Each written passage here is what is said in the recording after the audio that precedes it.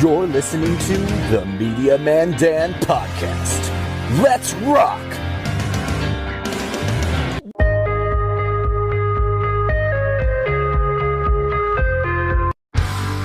If you're looking for me, you better check under the sea, 'cause that is where you'll find me, underneath the sea lab, underneath the water, sea lab, at the bottom of the sea.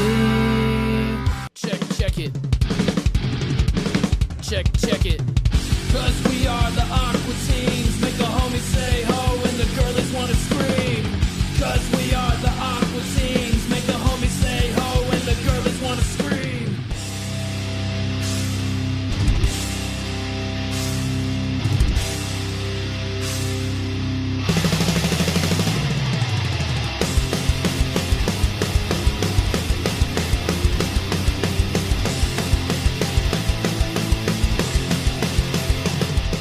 I am the stone that the builder refused. I am the visual, the inspiration that made ladies sing the blues. I'm the spark that makes your idea bright, the same spark that lights the dark so that you can know your left from your right. I am the ballad in your box, the bullet in the gun, the inner glow that lets you know to call your brother son, the story that just begun, the promise of what's to come. And I'ma remain a soldier until the war is won.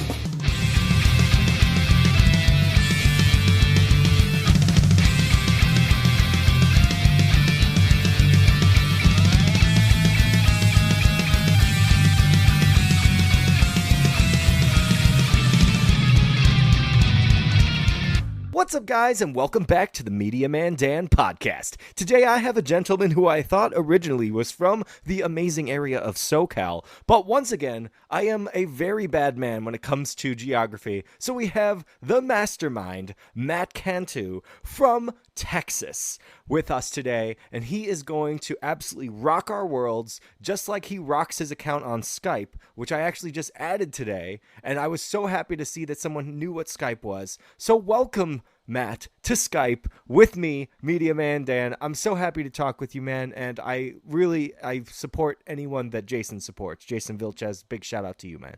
Oh yeah, dude. Like I said, Jason's the GOAT, man. I got nothing but mad respect for that kid. That dude is lit. He's gonna go places. Just watch. Oh, I believe it. And I'm glad you called him kid, because I saw his Mother's Day post and I was like, is that his sister? Like, yeah, I saw that too. It's wild that some people have like that never-ending gene where they don't age whatsoever until they're like, I don't know, close to the end. Yeah. It's those damn Californians, man. They're invading Texas. Like too good weather. This is what happens. You get great weather and you get great looks forever. Yeah, exactly. I wish we had good weather here, because man, Texas weather is just as bipolar as my ex was, and I was pretty damn bipolar. I love it. Also, I'm in Chicagoland, so I completely understand some of your weather. We don't at least get the dryness that you guys do. We get that insane humidity that somehow comes up from Florida, and it's just like, hey, I'm here for the next 3 months. Good luck suffering. Yeah, with us, Corpus is humid like 24/7, man. It never fails. I've only seen snow maybe like twice in my entire life, and I'm 29. It never ever snows in Corpus. And no way. Yeah, the first time that I ever saw snow was 2004, and I was like a kid in a candy store, because we had a white Christmas that year. And everybody in Texas, everybody in South Texas talks about the great snowstorm of 2004, because that was our only white Christmas. And then it snowed again, I think in 2017 randomly. I want to say it snowed like in February or something that year. And that was fun too, because in 2004 my brother was like 2 years old at the time, so he didn't really remember it. But in 2017 he was a little older, and I remember he got a snowball and he threw it right into my Dragon Balls. No. Yeah. So I got his ass back. I got him like right in the eye. So yeah. He got payback for that. Love you by the way, Mario. Shout out to him. Yeah, that's some brotherly love right there. I am an only child, so I don't have that kind of experience that I have to throw a snowball back at my brother to make it up. But that is the way that it works in families. My biggest question for your snow idea of being great is, you ever been through 5 to 6 feet? No, never. No, Okay, I think where it I doesn't think the become so most fun. inches. Yeah, I think the most inches I've ever seen was maybe like two, and even then that's probably pushing it. Uh, it was enough to make a snowman, like Enough to that I make a could say. snowman cry. Yeah, that was it. Okay, well, I love that you got to have snow at least once in your life, because I have talked to a lot of people, both that have moved from up north and then went down south and could not remember, much like your brother originally. And then there's other people that are just like, I avoid the snow at all costs, and I'm like, I don't blame you. I mean, people forget how to drive when a drizzle hits their windshield. They're like, that's it. I have no idea how to Yeah, control this car. dude, you should have seen how we were acting in 2017 because nobody knew how to like get ice off of their windshield. Nobody knew like what's a like my homie Chris. He actually put salt on his windshield, like I guess like to melt the ice or whatever, and it Oh my worked, God, but it completely jacked the paint up on destroyed. his car. Yeah. Oh my God. Yeah, he put it on the car. Oh dear. The Hmm. window, maybe. Anything else, probably not a good idea. Yeah, he learned that the hard way, and I'm like, well, it's a good thing that you tried it because now I know not what to do. Trial and error. That's how we work. But I think that Jason or someone was telling me from California that, like, I woke up and started scraping ice off my car. I'm like, you're in California. What are you saying to me? How are you hitting degrees that would make you have ice on your car? Yeah, California. Yeah, California is wild because I want to say I think it's bigger than Texas, but Mhm. I could be mistaken about that. But um, yeah, because like the further up north in California that you go, like you're basically in Canada at that point. That's true. So I guess that makes sense. And there are certain places in Texas that do get snow. Like I think the Dallas area and the further up north that you go, they By definitely Colorado. yeah, they definitely get snow up there, but like Corpus and below like South Texas specifically, like the Gulf Coast area, yeah, we don't get any of that. I would imagine that Gulf Coast is not going to get hit by anything frozen, because that is as close as you can be to the equator. So, We don't get any blizzards or anything of that nature, but we are very prone to hurricanes. That's like the only thing. oh, that's terrifying and much Yeah, worse than snow. we like Harvey hit Corpus like really bad in 2017, but I was still living in my hometown at that point. I wasn't living in Corpus yet, but even then, 2 years later, when I did move to Corpus in 2019, they were still like repairing damage from that hurricane. There's a place in Corpus called the Water Gardens, and it's this really beautiful like circular, I guess, patio thing if you want to call it that. And there's like fountains and stuff, and there's like a little waterfall looking thing, and it's really pretty to see, and it's really nice to visit. But after Harvey, they shut that place down because the water just like wasn't working. But finally, this year, as of like maybe I think like 2 or 3 weeks ago, they reopened the water gardens and the water is actually flowing again, which is awesome. So Yeah. I really want to go back and visit that place because I was originally going to propose to my wife there.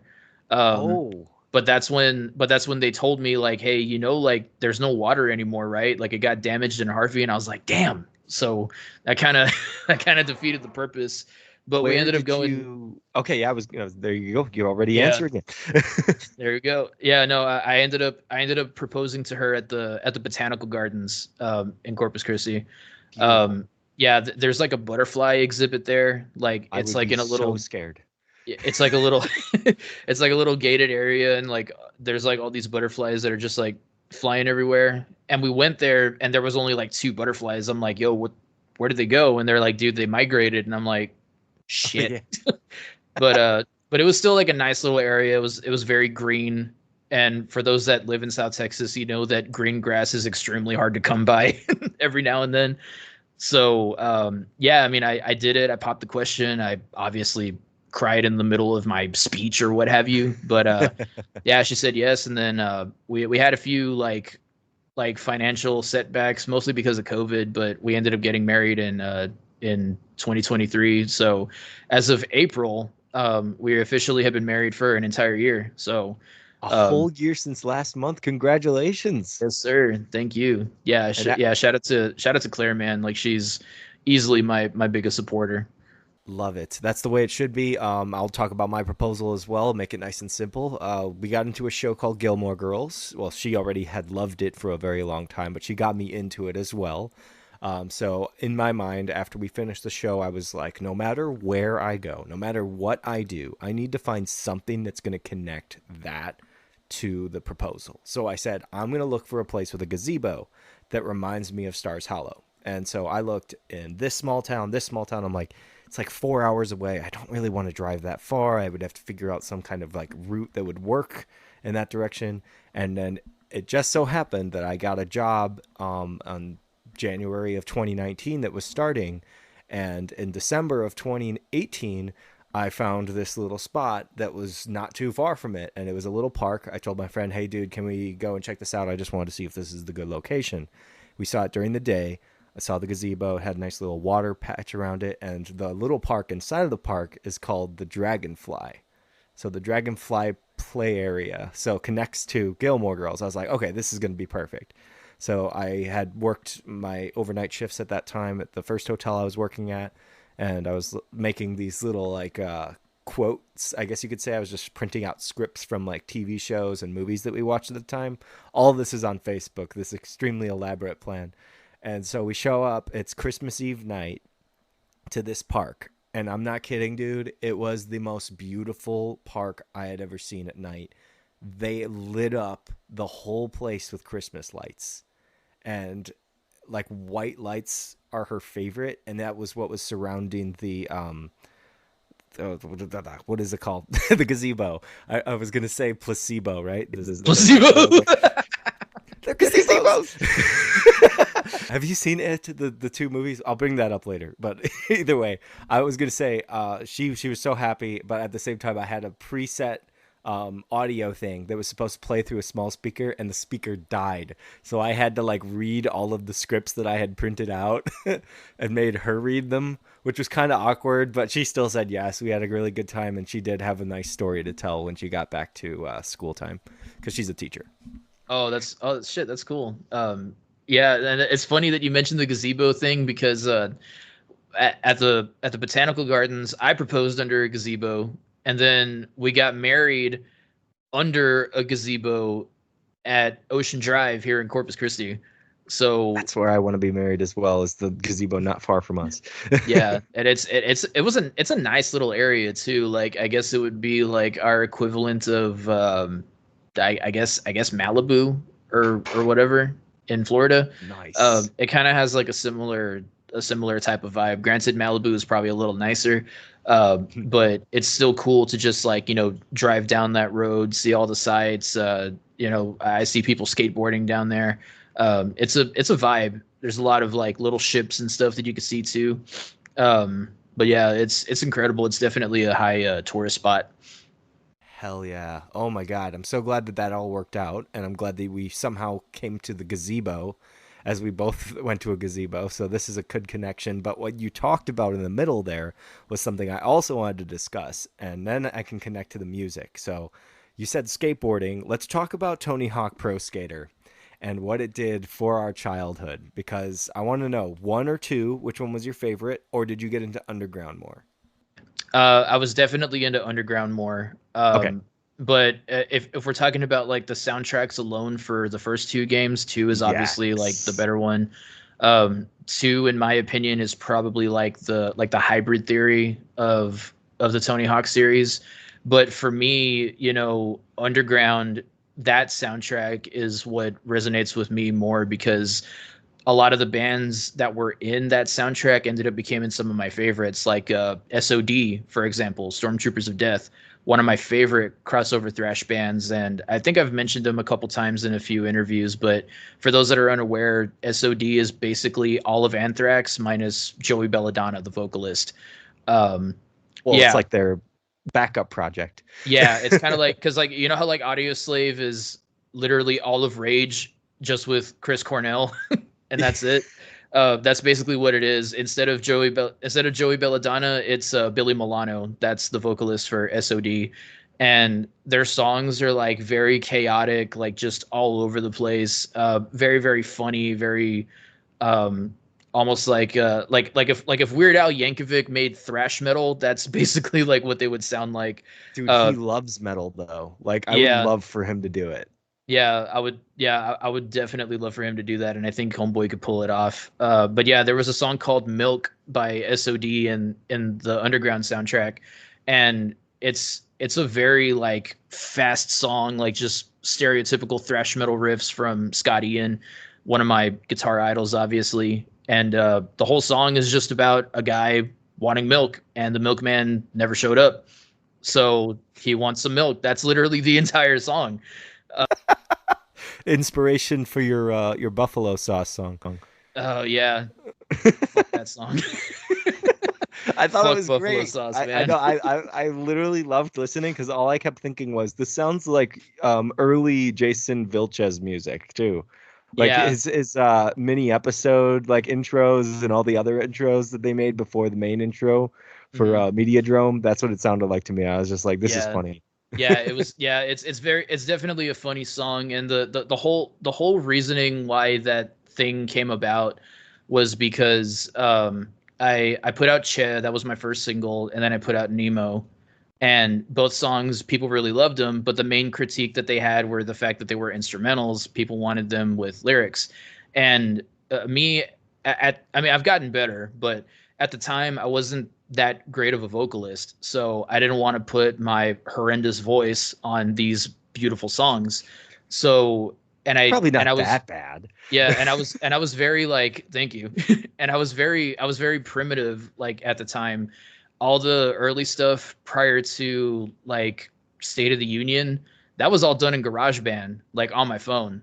Like no interface, nothing of that nature. It was just like my iPhone microphone like taped up to my guitar, and I was just playing that way. Or I would use like the stock tones in GarageBand when I got an iRig for my phone. That's how I was recording all my stuff. The drums were automated, which is why they sound off. So it was just like they were just really, really rough demos. But people still dug them, and people are still listening to them to this day, which I'm forever grateful for, by the way. But yeah, everybody was like, "Where are the lyrics? Why is there no words?" And I'm like, God damn it. Look, if y'all want me to write a fucking song with lyrics, I got you. So I went into my studio, which in reality was our guest room at the time at my mom's place. I had my 7 string. I came up with the most generic riff that I could think of, and I repeated it. So I was like, okay, that sounds like a song. Now I got to come up with some lyrics. And I think originally it was going to be about Mountain Dew or something, but I started singing about buffalo sauce because I think I had just eaten like a Buffalo Ranch chicken strip sandwich at Whataburger. So I was like, screw it, I'll write it about buffalo sauce. And I came up with this thing, and it was pretty funny. So I was like, you know what? I'll put it out on my Facebook, right? So I put it out on my personal Facebook page, and I was like, here you go. This is why I don't write songs with lyrics. But then my cousin had commented, and so many people were sharing it and listening to it in their cars. They were like, bro, you got to put this on Spotify. And I'm like, really? Like, this is what you guys gravitate toward? This joke, whimsical song? I was like, okay, fine. So I put it out, and people still dig it. My little brothers dig it, obviously. Uh-huh. So they were like singing it when I went to go visit them in Uvalde, because I have a brother that I grew up with. He's about like 20, 21 right now. But my father, since my parents are divorced, I have 2 half brothers technically, with my dad's side of the family that I didn't quite grow up with. But Ah. they're all my brothers at the end of the day. Like, I don't call them half brothers. I call them my whole brothers. You know what I'm saying? Oh, Uh, I totally get that. My fiance's brother, I consider my brother. So every time I say my fiance's brother, I'm like, you sound stupid, Dan. Come on, he's your yeah, bro. yeah. So that's what it is, and it's just easier to call them that way. And I love them just as much. You know what I'm saying? And they really love buffalo sauce, and they were like singing it in the car when I went to visit them in Uvalde a while back. And I'm just like, really, like you guys like that song out of all of them? But my friend Caroline actually told me that it radiates Brack energy. So I was like, you know what? Okay, that's a compliment, because Brack at the time was known for like these wild joke songs like from Coast to Coast and Cartoon Planet and whatnot. So I was like, okay, I dig it. And I was literally channeling my inner Weird Al Yankovic for that track too. And the acoustic version was basically inspired by like Alice in Chains, Jar of Flies with Bob Dylan, which is why I had like that weird voice that I put on, like where I almost sound like Little Nicky, but not really. Um, that was the whole thing. It was just a giant joke, but yeah, It's it's fun though. It's a yeah, fun song. it's definitely a fun song. It's not meant to be taken seriously, but yeah, that song is non-canon. But hey, You are making memes without realizing it, and that's why it made so much success, is because people were like, I demand that I be able to show this to everyone. So put it on Spotify so I can share it around. mhm. And what was it, one of your biggest streaming songs? Kinda, yeah. I think it was definitely like probably like one of the top five or something, if I remember correctly. Because right now the Aqua Teen cover is popping. Dude, it's People, sick. yeah, people are really digging that one. And the Reign of Darkness acoustic cover, that one was another big one for me. Che was also a big one too, primarily because it was my first single, but also because that one is the one song that I have that has a lot of meaning, because I wrote that as basically like a little love letter to my late grandfather. That's why it's called Che, because that was his nickname. It was Jose. Oh, Yeah, it was Jose Che Delgado. So that the album artwork where it's that old dude holding the baby. Well, that uh-huh. baby is me, and the old guy is my grandfather. Oh my Um, God. What a yeah, great tribute. yeah, and he loved like guitar music and stuff too. He wasn't a metal guy by by any means. So I came up with this like before I even called it that, I came up with this like this pretty little thing, because I had picked up a Yamaha Guitar at the time, which was like a ukulele sized classical guitar, and I started messing around with it because it's tuned up an octave. It was in A standard, not E standard. So long story short, if you get an acoustic guitar, you put your capo on the fifth fret, you're in the same key as that instrument. So I was fiddling around with it, and I showed it to my mom. I was like, "Hey, what do you think of this?" And she's like, "Hey, that sounds cool." And I'm like, "I'll be right back." So I started working on the song, and I showed it to her, and she's like, "Wow, I thought you were going to show me something brutal, but this is actually really pretty." Yeah, it Uh, was beautiful. yeah, she's like, "So what are you going to call it?" And I'm like, "I think the name is Che." She's like, "You're naming it after your grandfather?" And I'm like, "Yeah, I think I should." She's like, "Yeah, go for it." And then I found out about DistroKid, and I put that bad boy out, and yeah, people jammed it. People still jam it. There's people that still to this day will tell me that that's their favorite song of mine, and that's like a huge honor for me, and then some, because the honestly, like the recording, it sounds like dog shit, at It's least in my simplicity. ears. It's Yeah, simplicity. It's good. yeah, it just worked, but it's definitely a demo at the end of the day. I would love to take it back to the studio and like re-record it, do like a 2024 edition or whatever. Okay. um and I'm totally down to do that, because I think it definitely deserves a facelift. I'm not going to get rid of the original version by any means, but um I know for a fact I could probably like pimp it out a little bit, maybe add like some orchestral elements, like make it I a. was gonna say the water behind it at the second part. I was like, "Whoa, where'd the water come from?" Because it was like reverberating in my ears. I was like, "Hello." You want to know something funny about that? That's actually not water. That's literally the microphone sliding off of my shorts, and I left it in the recording because it sounds cool. It sounds like a stream of water. You know, Yeah, it does. it sounds like I recorded it by It's like a what kind stream of or something. fountain? Yeah, Yeah. because like you remember like before we had AirPods, it was like the ear Oh, pods or whatever Apple had called them with the microphone on the side. That's what I was using to record. yes. I had it like on my shorts, and I was just like recording the song, and the microphone started sliding off. And yeah, I thought it sounded cool. I thought it added a little element, and yeah, it stayed on the And recording. dude, the way that it like flowed, like literally, pardon the pun because of water, but the way that it flows, it goes from that normal going finger by finger. You can hear the plucking, you can hear the Mhm. little scraping across the string. And Yeah. then you get to that part and you're just your mind is now in this idea that you're in a serene fountain, a fountain of youth, if you will. And I was Yeah. just like, oh wow, what a nice little effect he put on. And now I know the story behind it. That makes it great, but I want to know now, are you going to first of all keep that in there if you do a remix or remake for this? And also, have you ever thought of taking your lyrical talent and maybe adding like poetry around it instead of like singing, but just like talking like the Doing story of the grandfather? like a spoken word thing. Yeah.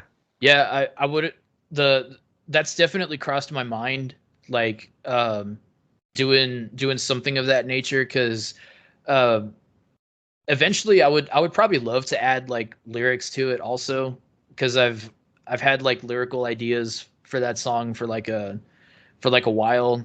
Like it's one of those things where like I come up with it and then I try to like rewrite it or something, just because I'm a huge perfectionist when it comes down to this stuff. I'm always like going back and changing stuff up, and it's a good quality and a bad quality in a way. But I think that I would definitely love to benefit from it. It's one of those things where it's like I'd probably love to keep it instrumental also, but I would love to do like a second version too, like with lyrics. Um, and I think that would be like a pretty neat little addition to have, because like Rings of Saturn kind of does that. Their earlier stuff had lyrics on it, but they also had instrumental versions of the albums. Yeah. And a lot I've noticed that a lot of like technical death metal bands are doing that too, like slam bands too. Hmm. Um, so And I August wouldn't Burns mind. Red. Yeah, August Burns Red. They did that a lot. So yeah, I wouldn't mind having doing something like that for Chad. That would be Oh my sick. God, that would be awesome. I would love to hear both versions. It is also one of my favorite songs that I could say that I've heard from you so far. I know the Sweet. other two are like technically covers, the Brack song and Aqua Teen Mhm. Hunger, but for Yeah. me, who has like no relative history with these shows other than seeing them when I was scanning through and trying to find Dexter's Laboratory or whatever else was popular at the time. And I Yeah. would just be like, oh, there's the Adult Swim stuff. I'm not an adult. I can't watch this. That's where my Catholic Christian good boy brain went every single time I saw something that I wasn't supposed to see. And so, That's funny, because I was in Catholic school at the time when I discovered Adult Swim, and I was like watching it secretly. My mom didn't really like care what I watched, as long as I wasn't like cursing or anything like that. okay, Yeah, so you I can do it, started but just not yeah, mimic it. I started cursing like when I got like way older. I think I was already like in high school at the time when I started Yeah. cursing like a sailor. That's when all the bleeps and bloops started coming out. But yeah, no, like I had watched like I grew up with Aqua Teen Hunger Force, which is why that was the first single off of After Hours. And the main one of the main reasons why I did After Hours too was because like a lot of music tubers, as I call them, they they do a lot of like Disney covers. I see Nickelodeon covers, Cartoon Network also. But for some reason, Adult Swim doesn't get that same amount of love, like how you mentioned with Power Rangers. Like, there's no Power Rangers cover band type of thing. Even with Tony Hawk Pro Skater, like there's a few Tony Hawk cover bands now too, where they cover music from like the early Pro Skater games. Um, That's just easy money. Easy yeah, money right there. yeah, and Tony actually like endorses those guys too. Like, there's a band called the Downhill Jam. Tony's actually done vocals with them a couple times, which is No awesome. way. Yeah, like he That's did epic. Yeah, there's a video of them playing a police truck by Dead Kennedys, and Tony's on vocals with them. And I think they did Amoeba from Pro Skater 3, and he was on there as well. I think he also did No Cigar from Millencolin, which is a song that I personally want to cover too. Um, I think I could nail that one. But yeah, no, back to After Hours. Like I said, yeah, Adult Swim doesn't really get that same amount of love, and I feel like there's a market for it. So I was like, you know what? Like, why don't I do this? Why don't I make a Adult Swim covers album? Because it was my way of combining my love of heavy metal and Adult Swim. Because yes, they're cover songs, but if you really listen to the original themes, I really reworked these things, and in a way I kind of like started writing additional parts that weren't even in the original songs to begin with. Like the OG Breck theme did not have that fat ass breakdown. That was your boy, you know. Yes, and I love the whoever does your digital work as well with the artwork. Oh yeah, that's Caroline Hughes. She's actually from I think it's a small town called Camden, Tennessee. Okay. She goes by Obscuro Arto on Instagram. So if you want to check out the rest of her stuff, go for it. Oh, hell yeah. Yeah, she does a lot of like OCs, like original characters, and she just graduated with a degree in graphic design, and the artwork for After Hours, she really went all in on that. Like, there's so many characters from all walks of Adult Swim life. There's like early stuff like Space Ghost.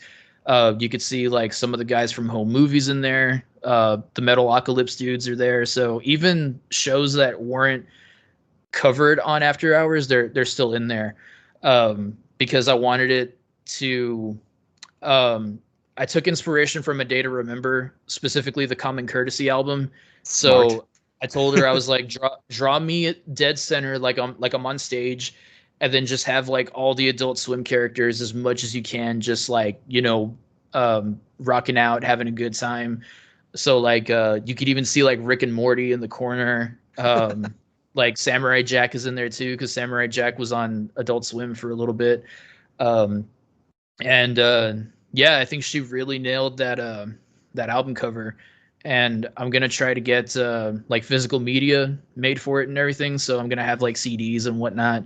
A lot of people have been hitting me up saying that they want vinyl, so might have to take out a loan for that one, because vinyl's expensive. But I want to give the people what they want, man. Like I'm like a huge people pleaser at the end of the day. So if people tell me like, hey, like I want this, like I want you to do that, I'm like, I bet I'll see what I could do. If it's within my power, I'll definitely do it. Sick. I absolutely love that spirit. So my biggest question, since we were talking about Dragon Ball Z before as well, is are you planning on doing a Toonami album after this? I Giving would some love, love to yeah, the kids friendly yeah, stuff. I would love to do that. Like, I would love to cover Rock the Dragon. I would love to do like the Gundam Wing theme, all the other amazing shows that were on Toonami. Because without Toonami, like we probably wouldn't have anime fans in the West, like in general, Oh yeah. Um, but yeah, I would definitely love to do that. My friend Megan, she sings in a band called Haunt the Sleep right now. She wanted to do a metal version of Sailor Moon, and I'm totally down Nice. to do that. Yeah, and then Like the theme?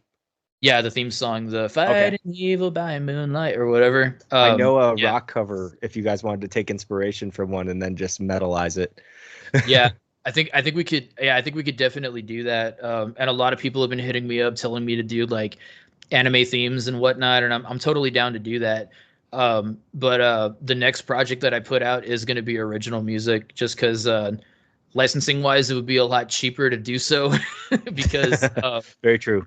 yeah, because for those that don't know, like if you're doing a cover song and you're putting it out on Spotify and stuff, like I'm doing, the license for that is $12 per song. So After Hours is 5 tracks, so that's 12 cover song licenses that I got to make sure that $70. Yep, $70 alone just to Yikes. put that on there. So if you're really digging the stuff, please stream it so that way my hard-earned money don't go to waste. But That's the truth. Everyone go and check out the description right down below. Whenever this comes out, you're going to see all of his information down there, along with his merch store, which he will probably have full supply of amazing stuff by that time. It'll probably be about a month from now or so. But either way, everyone just go and check out all of his stuff and stream it as much as you can. Try to watch all of his interviews as well as this one that you're currently on. Yeah, and definitely check out that merch because I designed all, if not most of that stuff, and there's some pretty cool designs in there. There's a lot of funny ones, and there's gonna be more designs in the future too. Like I wanted to make one just like a basic black shirt that says I went to Matt Cantu's merch store and all I got was this lousy T-shirt type of thing. Love it.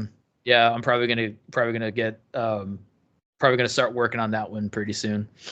You should get the kids from Charlie Brown and then have like, I got this, I got a Matt Cantu CD. Yeah. I was thinking about doing that too because I grew up with Charlie Brown. I love those classic holiday specials. Those things are timeless in my opinion.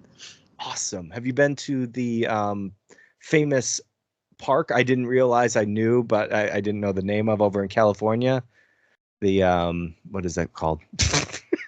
It's not Snoopy. It's not the Woodstock. No, not Woodstock. It's such an easy name too. I'm just gonna screw it all up. I always think of the Mall of America because the Mall of America has like the little Camp Snoopy or whatever. But, yeah. I've heard about there's that. something over in California that is just completely based on it, and I can't remember the name. I'll definitely check that out because I've been wanting to visit Cali for the longest time, and it's funny that you thought I was from California because I've had a handful of people strongly believe that I'm from Cali. It's probably because I grew up playing the Tony Hawk games a lot.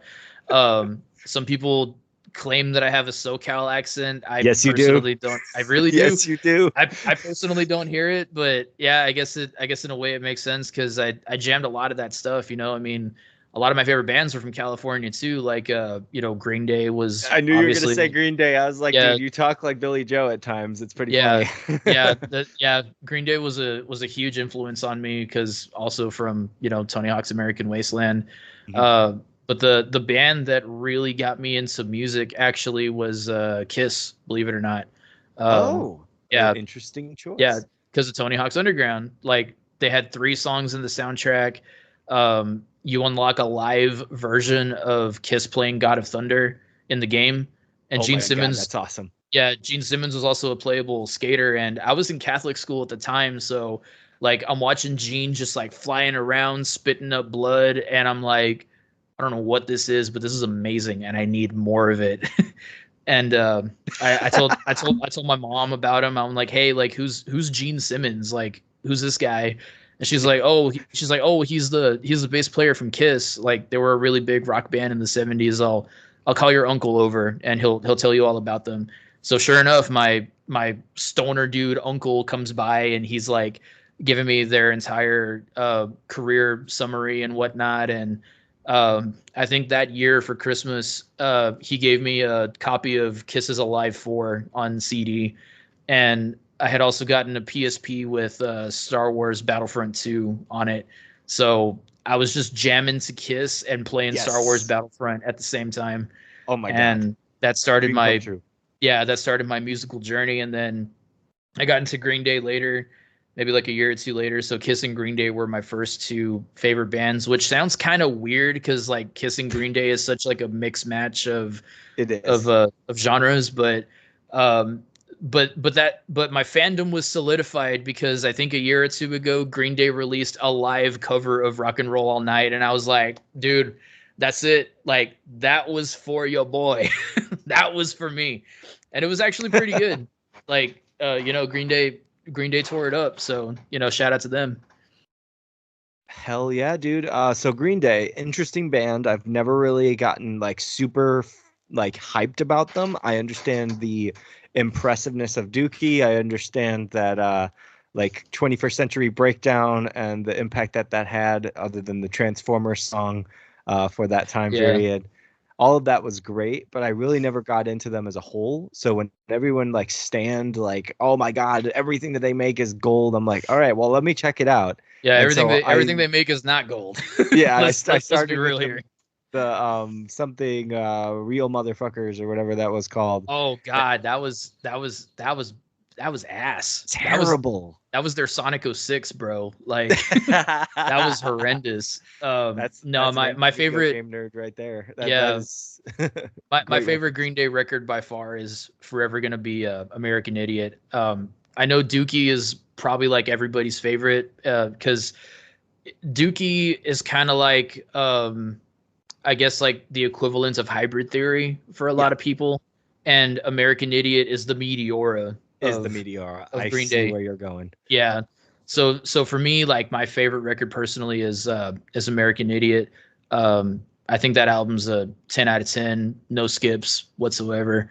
Never got to see like the opera that they did on Broadway. Apparently, like they adapted it for Broadway or something, and I heard good things about it. I just never got to really check it out because um, I wasn't like hugely invested in Green Day after that time period. I remember 21st Century Breakdown came out, and I thought it was okay, but to me, American Idiot was just like way up there, and like nothing topped that at that point. Nothing came close to that record, in my opinion.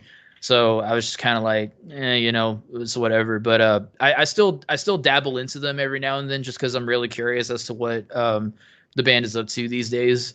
But Father of All, man, that thing was god awful. It sounded like a Ford commercial, like a really horrible Ford commercial. And the fans that are like contrarians, they're like, I think it's one of their best albums. It's like, shut up, bro. Even musicians They that will be barely quiet. have played guitar can tell you that that is not a good album. That's just Yeah, the truth. yeah, it's not a good and I know a thing or two about bad albums. Like I'm personally a Saint Anger apologist myself. I actually Oh really love no. Saint Anger. Yeah. Oh Um no. How is the yeah. tin can that is constantly banging in your head? So it that does definitely suck. But I will tell you this. Production wise, god awful. Lyrics are god awful, especially like that one line where James is like, my lifestyle determines my death style, or whatever the fuck he was saying in Frantic. But the riffs are really fun to play on guitar, and I like the record because that was the first album where Metallica was experimenting with low tunings. The Okay. whole record, I think, is in drop C, or I think some songs might even be in C sharp's tuning. But Do you like, think because of the way that it was released is the reason that everyone hates it so much? oh yeah, for sure. Like I Because I it was I following really, up their best work they've ever made at that yeah, time? yeah, and at the time, like they really they did have like a lot of stinkers at the time. Like, the Black Album came out, and that's their most successful commercial record, right? It's very Mhm. accessible to people. Like, if you want to show metal to somebody that doesn't listen to metal, you usually just hand them the Black Album, and they usually tend to like it. Yep. But the thrash fans, like the people that loved Ride the Lightning, Master of Puppets, Kill 'Em All, and Justice for All, they hated the Black Album. Like that was like a huge disservice to the thrash fans. And yeah, like it is what it is. And then they came out with Load afterward, and then Reload, and then it was like, like maybe this band is just like going Oh off wait, the Saint rails. Anger came after Reload? Saint Anger was 2003, bro. Oh shit. Okay, I am Yeah, so bad at this. yeah. Yeah. Yeah, yeah, Saint Anger was 2003. So when Saint Anger came out, it was literally like the nail in the coffin. People were like, "Oh God, like this is like the worst thing that I've ever heard." And I was definitely one of those guys at one point. I was like, "Man, this album is god awful. Like I can't listen to this thing. It gives me a headache with that damn tin can snare." Um, but uh, but I've noticed that like over the years, for some reason, I find it growing on me. I guess just because I've grown to love new metal more and more as a genre, and that's Mhm. basically their new metal record. But the reason why I dig Saint Anger is because um, I listened to it when I was like really pissed off one day. I don't remember what I was mad about, but I put the record on and I'm like, I don't know if it's because I'm pissed off, but the record hits different when you're like really fucking steamed. Like if you're just having like a very horrible day, like if you just feel like, punching shit or whatever, try putting on Saint Anger. You might be you might be genuinely surprised, as There weird we as that may go. sound. That's a perfect promotion to go and check out the album that everyone hates. If you hate it as much as we do, well, not he does anymore, but as much as he used to, then maybe you just need to get more angry and then listen to it one more time. That's what you need to do. There you So go. did Death Magnetic come after that then? Yeah, Death Magnetic was '08. So that was the following album. They didn't have Yeah, anything but two. yeah, they didn't have anything between 2003 and 2008 because 2003 was a weird time. They had just gotten rid of Jason Newsted, or Jason Newsted left the band, actually, I would say, and then Saint Anger came out, and then they put out the Some Kind of Monster documentary, which I still haven't seen to this day. I have no interest in seeing it, only because like I get why they did it. I understand why they did it, but me personally, I don't want to see my heroes fighting. You know what I mean? Oh, yeah, I Like get that. like it was just like they were just going at it. I've seen clips online and I've seen the memes, but it really looked like they were on the verge of breaking up at that point. Like they had to bring in a therapist and everything. And they did it just to show that like, hey, like you could have, I get it, you could have all this money in the world, you could have all the notoriety, all the fans, but you know like mental health is real. I totally get it. It's just not something that I personally would like to see. I From want to see. Metallica. Yeah, I want to see Metallica jamming out. I definitely applaud them for being vulnerable and showing that men can be vulnerable. Like it's okay to be pissed off. It's okay to cry. It's okay to feel these feelings. It was just it just hit a little too close to home for me. Like I grew up, my father and my mom were divorced. When my mom was married to my brother's dad at the time, they were fighting a lot. It got to the point where sometimes like I had to like take my little brother out of the rooms while they had like their little squabbles, their little arguments, and it just kind of reminds me of that. So yeah, Yeah. that's why I don't really watch the documentary. Maybe one day I'll be able to sit down and like actually watch it. It's pretty long, but as of right now, yeah, I got no interest in it. But the album So though, the album, I somehow it grew on me. with the love for Metallica and everything, what is your thought on S&M? Oh, I loved S&M. Like Right? the first one and even the second one too. And the second one obviously has a special place in my heart because they did All Within My Hands from Saint Anger. So I was like, yes, they did it. They Put that finally one song acknowledged in there to they get the acknowledged mood. the record. Yeah, and it was like an acoustic version. It was like revamped. So it was cool. It was cool listening I to it that think way. just taking in what you said, because I don't know as much about Metallica. I know most of their big hits. I know definitely that what is it called? Enter Sandman. I always forget the name of my favorite album, and it's such an easy one. And Justice for All. That's my Oh favorite yeah. album. I first got Master of Puppets on CD, and I thought that Metallica was too long of a band. Like every song was like 8 minutes or longer, and I was just like, why is anyone like this? This is too much like length for music, because I wasn't into metal, I wasn't into that. So Mhm. I just listened to the CD. I was like, okay, I did it. I made it through Metallica. Like I that's what think I thought. I think what made me love that aspect of them is the fact that I am a guitar player. Yeah. Because a lot of those riffs are like really fun, very chaotic, very fun to play. The solos are really beautiful. But I totally get it because like my mom, she was a rock fan. She wasn't like a huge like metal person by any means, but growing up like in the car, we would be listening to like a lot of Journey, a lot of Motley Mhm. Crue. That was like her favorite band. So I grew up with a lot of hair metal.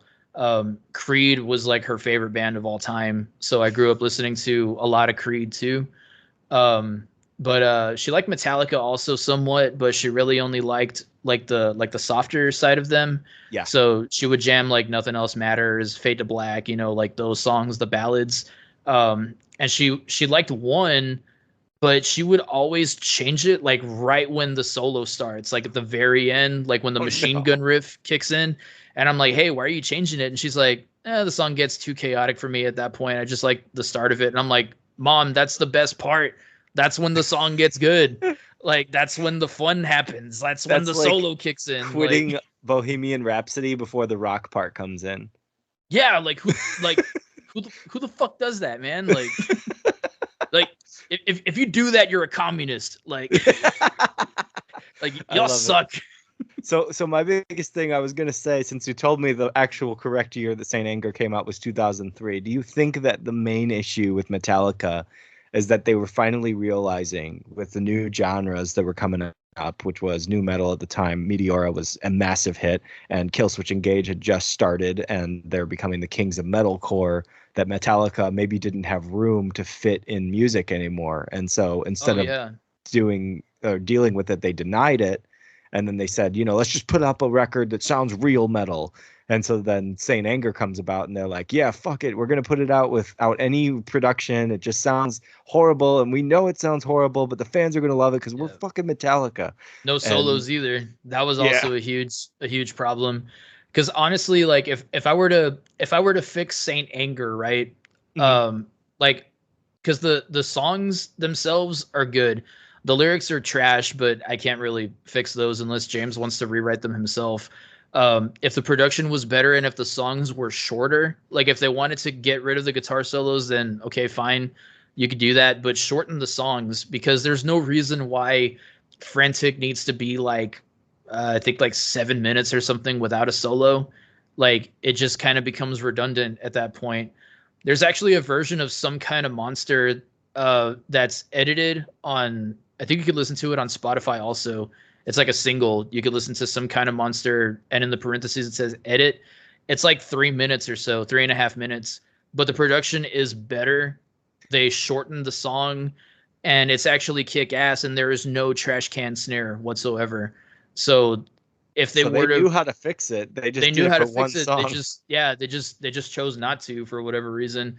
So I think if they were to do like a remastered version of the record, I think some people would probably appreciate it more in that aspect. But a lot of bands at the time they were going through what I call an identity crisis. Because even Slayer Well, with wait, hold on. Diabolus, Let's talk about the history of what was happening in 2003. Google had already started. yeah, YouTube had not become a thing yet.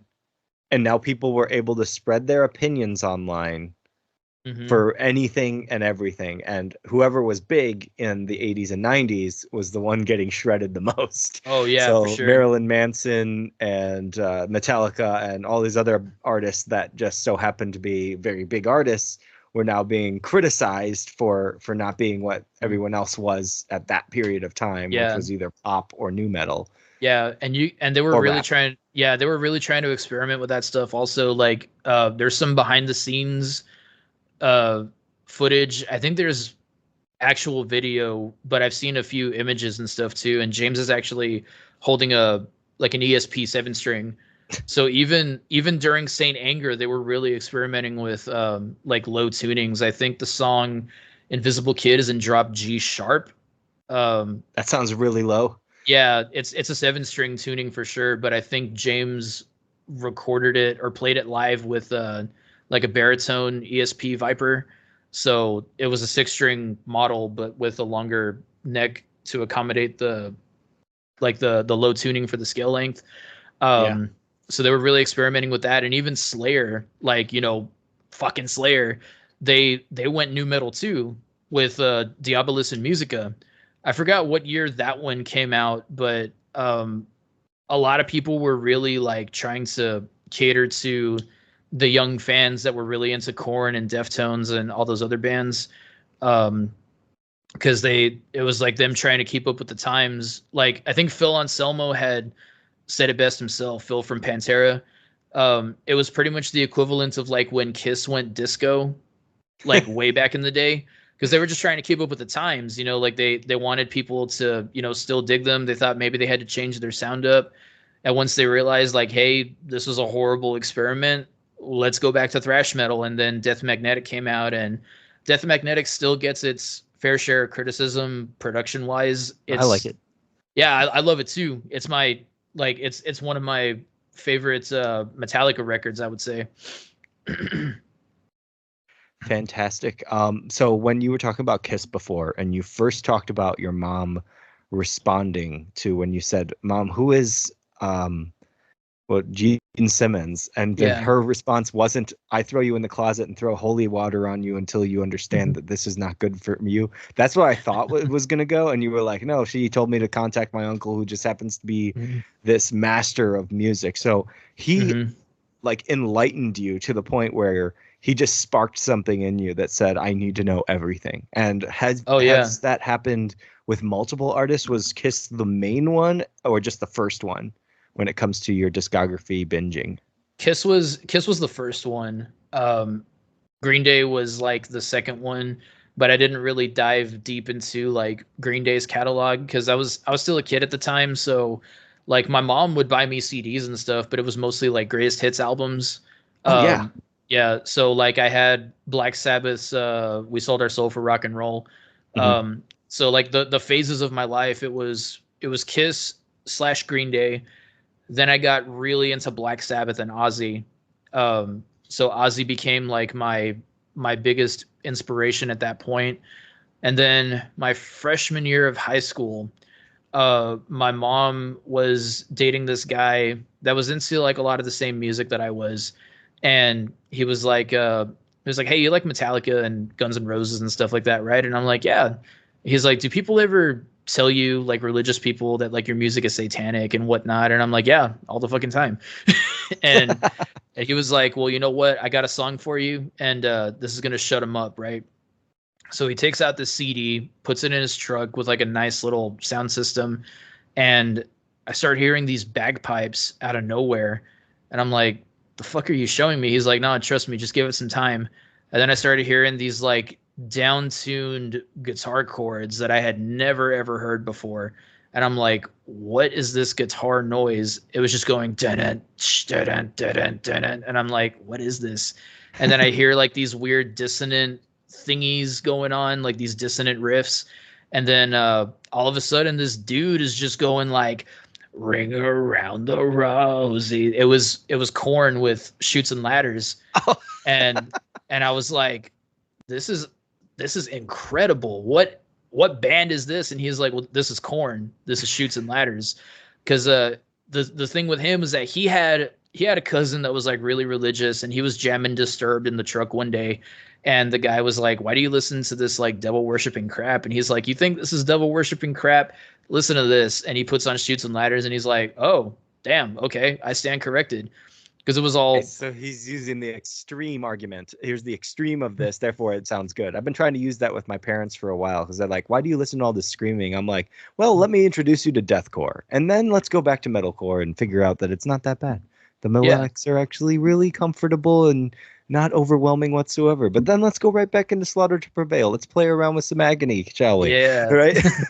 Yeah, so that's what happened to me. That was my introduction to like heavier music because Mhm. I had heard of Korn back in the day, but my friend Richard was like really into them because of his brother, and he didn't show me like any of their songs or anything like that, but I had seen their logo because they were looking them up on the computers at school, and I saw their logo, and I just thought they were a death metal band because of the way Yeah, that the logo looked. So I never really gave them much of a shot.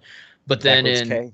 yeah, but then in high school, I heard Shoots and Ladders, and I'm like, hey, this is actually like really interesting because it was heavy, but it was accessible. Like there was still like clean singing in it, and I was like, okay, I'm intrigued, and I told him I was like, what's another song from this record that you really like? And he's like, oh, definitely the opening, which is Blind. So I heard Blind for the first time, and I was like, that's it, I'm sold. I need to know more about this fucking band. And I became a huge Korn fan ever since. And to this day, Korn is still my favorite band of all time. Oh, And it's funny amazing choice. because yeah, and it's funny because that dude that my mom was dating, he only liked those two songs. He didn't like Korn at all. He only liked those two songs. So like I got really into the band, and he was like, "Hey, you know what? You like these guys a lot more than I do. Here you go. You could have the CD." I'm like, "Hell yeah." Whoa, that's a So win. he so he gifted me the first Korn record. Oh, that And album is awesome. An yeah, absolute masterpiece of what new metal had, started as, I would yeah, say. Because, yeah, Disturbed had not even shown up yet. yeah. And it's one of those records where like yeah, I consider it a classic, obviously, and that's Mhm. putting my Korn stan bias aside, but like that first record, it did a lot for the genre. Even people that despise new metal, cannot fucking stand new metal, they like that record. It's a great album. Yeah, like It's it's a different. yeah, it's very different, and it's like I said, it's heavy, but it's accessible, and it was definitely a predecessor of what was to come later on with bands like Deftones, Limp Bizkit, Linkin Park eventually. Yep. Um like it was just it was definitely the thing that I think rock music needed to stay relevant in the late 90s and early 2000s. So true. But speaking of Linkin Park, we were talking about how Metallica had this like realization that maybe they weren't the way that they were perceived in the beginning. And I felt really sad to know that Linkin Park had that same feeling and then put out a Hunting Party, which was Yeah. like literally like, hey, you've asked for it billions of times. Here's the return to hybrid theory. And then Yeah. nobody cares about it. To the point they don't even care about it enough to put even one single from that album on the greatest hits that they just released. Yeah, Isn't that that crazy? that pissed me off too, because Hunting Party is a solid album. Like It that is. like that track Rebellion with Darren from System of a Down, Yeah. that's one of the best songs that Linkin Park had ever put out, because it Keys to the sounds like, Kingdom. yeah, Keys to the Kingdom, or even that interlude Draw Bar or Hmm. Draw something with Tom Morello. Like they had so many special guests on there. Even Rakim was on there with Yeah. that was Um, what was that that called? was um was it Keys of the Kingdom? No, No. it was like the first single that they put out. Yeah, it was a big thing, and then they had this like weird it was like that Guilty running all the jumping same. man kind, guilty all the same. Thank you. Guilty all the same. There we go. I had to think of the chorus real quick. And that had the Um same riff as one of the other songs on that album. Like there was a flow to that album too. Like the album, I studied it after, way after Chester had passed. Like my brother, I can say, got into it first, and he was like, "This mhm. is one of the best." And so I was like, "Really?" Because like "Guilty All the Same" sounds like this song, and then that song ending sounds like this song's ending. I'm like, it's just so similar. And so I listened to it front to back, and I was like, okay, I get what this is. It's Yeah, and their it's it their was it was a tribute to rock it, and metal. It yeah, is. it was a concept record too, if I remember correctly. I don't remember like what the storyline was per se, but I know it was a like their second concept album. The first one, of course, obviously being A Thousand Suns. Thousand Suns, dude. That album is so weird with all the cuts that they have between every song. You're like, Hmm. what's going on? What are you trying to say? Yeah. Well, let me ask you this now. Yep, hit What me. do you think is the worst record, One More Light or A Thousand Suns? I like Thousand Suns musically more. Um, which Hmm. one has a bigger emotional impact is impossible to say that it's not One More Light. So I don't know. Okay. Yeah, because I definitely feel the same. Like if I'm ranking the records, I would probably put A Thousand Suns at the bottom, just because like to me A Thousand Suns was very chaotic, and it had like a lot of interludes and just random stuff in between. I totally get what they were going for, but it was a record that was definitely all over the place at the time. I didn't like it when it first came out, but it did grow on me eventually. Yeah, And there's some underrated stuff in there, like Blackout, and like I love Burning in the Skies personally. it's a great Um, song. yeah, it kind of sounds like U2 a little bit toward the end with that with like the guitar solo section. But it was definitely a cool sound that they were experimenting with at the time. And then One More Light, like, you know, I understand why people didn't like it, because it was their pop record, like it was like their Imagine Dragons album, whatever you want to The call it. the issue was how they promoted it. I Yeah. think that was the biggest problem because they were like, our first song is called Heavy. And it's like, oh my God, this is going to be their heaviest song. Yeah. And then fucking Nickelback drops Feed the Machine. And then everyone's like, isn't it funny how Nickelback has the heaviest song of the year compared to Linkin Park? Yeah, and Bring Me the Horizon, because Bring Me the Horizon went pop at that point too. That's right. That's right. Both of them were getting shredded. So then Yeah. Linkin Park is like, it's okay, guys. We promise this one's going to make you happier. And we're like, oh my God, Battle Symphony. All I can think is symphonic metal. Like you're getting like a Sabaton maybe thing here. And what do you get?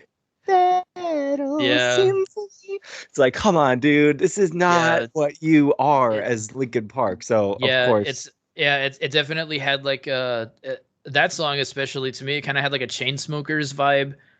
like it kind of sounded like so baby pull me closer, and or whatever that song was called. Did you see they came back?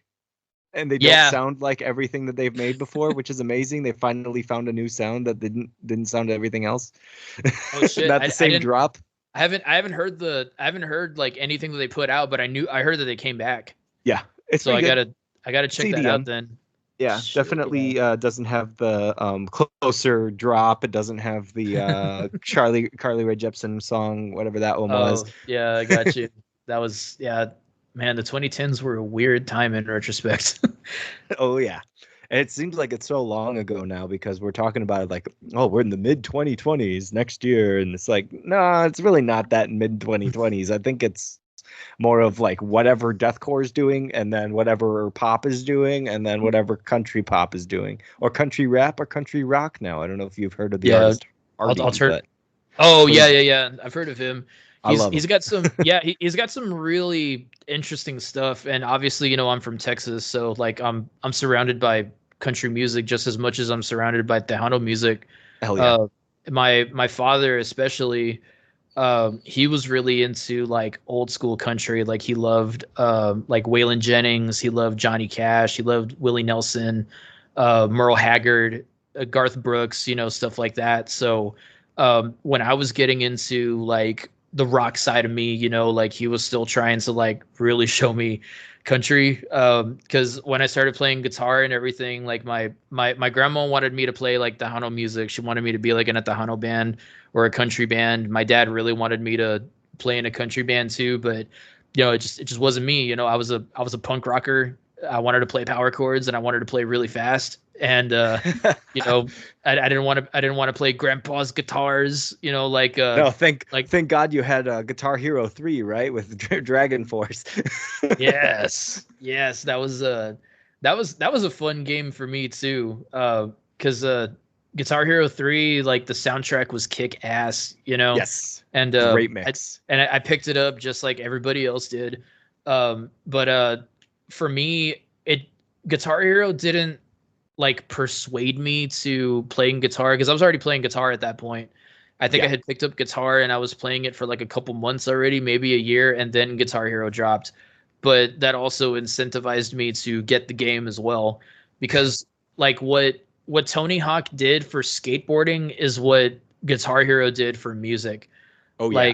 Like if we didn't have Guitar Hero 3, we wouldn't have Post Malone. Because that's the whole reason why Post Malone learned guitar, was because he 100%ed Guitar Hero 3. So he was like, well, shit, I'm good at this. I might as well try the real thing, you know? And that happened a lot. Like you could ask Guitar Center employees that were around at the time, and they'll tell you, like, there's evidence to back it up, that their stock literally was skyrocketing when that game came out, because everybody wanted to buy their first guitar. All those rich parents out there were just so happy to find something that was expensive to take care of while giving them such an inexpensive game to play. Yeah.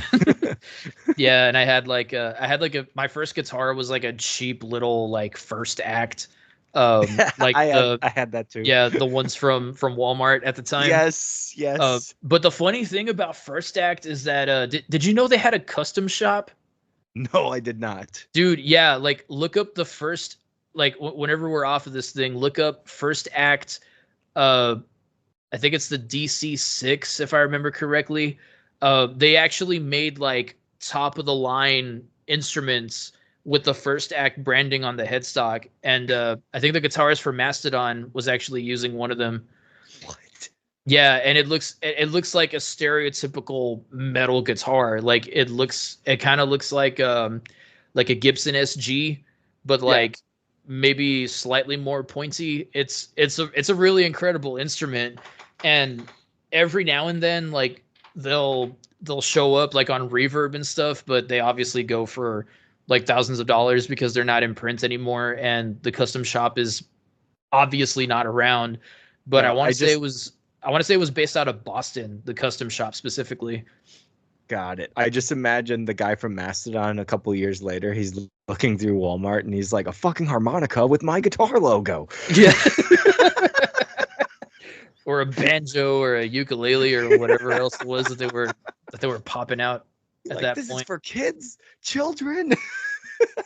Yeah, look that shit up. First Act custom shop guitars. Like they were a thing and they actually look really incredible. Um, Awesome. and a lot of like doom metal guitarists, they love them too because they had like that drony kind of look to them. Sick. Yeah, they were amazing guitars. I'm learning so much about guitars, and I still have not played one, but I do plan on learning guitar and piano probably in the next 5 years because I do want Oh to yeah. become an artist. I want to join everybody else. I want to have people that want to interview me besides the podcast stuff because I actually want to show people that I have talent outside of that. Hence why I have Oh yeah, Coverman for sure. Dan as a channel so that I can put out vocal covers and people could be like, holy shit, you sing? And I'll be like, I mean, yeah, that's one portion of it. I also like- scream really well, but yeah. They don't call me Dan the Music Man for nothing, man. Like Exactly. Yeah. It used to be Music Man Dan, and I'm like, should I just kept that? No, probably not. Medium Dan. Yeah. See, and that's funny because at some point I was kind of thinking about switching up my handle to Matt Cantu Media because I do like obviously way more than just music. Yeah. Like I do content creation, I do TikTok videos, which is pretty much where people know me from the most, I guess. But I was like, nah, you know what? I can't like rebrand it because everybody knows me as Matt Cantu Music. So I'm kind of like in too deep at this point. But I made sure that I chose a username that was easy for people to find and easy to recognize to the point where I wouldn't have that urge to switch it up. Even if I had like the thought in the back of my head, I still wouldn't switch it up like that. I agree. Also, I was going to say that there was somebody, I think that this is probably a copyrighted name, but you can go from Multimedia Matt. Oh God. that sounds pretty cool. At the triple M. Yeah. You could totally outsource that. Yeah, but I can't steal your thunder though, man. Like you're the true media man here. Thank you so much. I appreciate that. But yeah, I think that somebody else took that for their name, and I was like, multimedia is just such a smart name. Oh shit. Damn. That actually is pretty good. Yeah, it works so well. Media Man Dan is a super simple. I did the Man Dan rhyme, but multimedia Matt. Oh, it rings. Shit. It rings Yeah, true. that does. Yeah, maybe it could be like a side channel or something because There you go. I do want to start my own podcast eventually too because that could work for your podcast. Yeah. yeah, because I know a lot of people in the industry. Obviously, like there's a ton of local bands here in Corpus that are amazing to check out, and I'm homies with people like Travis McCoy of Gym Class Heroes. I heard that on yeah, the other Aaron too. podcast with Omega or whatever it was called. Omega and that Records. was Yeah. that was a really cool That was- introduction to yeah. your first I guess you could say form of imposter syndrome where Yeah. you're like, I'm just a guy that likes your music. How can you reach out to me, the artist that you are? That's crazy. Yeah, that was like easily the coolest thing that ever happened to me because Travi is so chill, very very down to earth. I haven't met him in person yet, but we text each other every now and then. When I got married, I think you could actually scroll back and find like the video. He commented on it and he was like, "Yo, congratulations, brother!" and this that, and the other. Yeah, like verified account and everything. He's just like interacting with my stuff. Oh my God. Yeah, he was liking a lot of my content, and the way that came about was I did a video on Gym Class where they covered "Laid to Rest" by Lamb of God at the 2008 Warped Tour.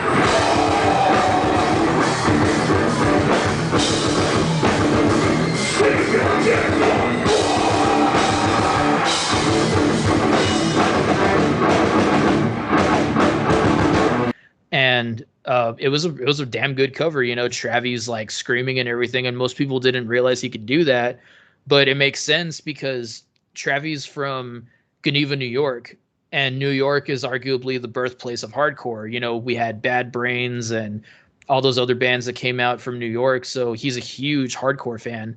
Uh, like he loves Earth Crisis and all that stuff. He would be at these shows. I think he was actually drumming for a hardcore band at some point. And whenever he would be done with his set, he would go to the back and just start freestyle rapping. That's just the type of guy that he was.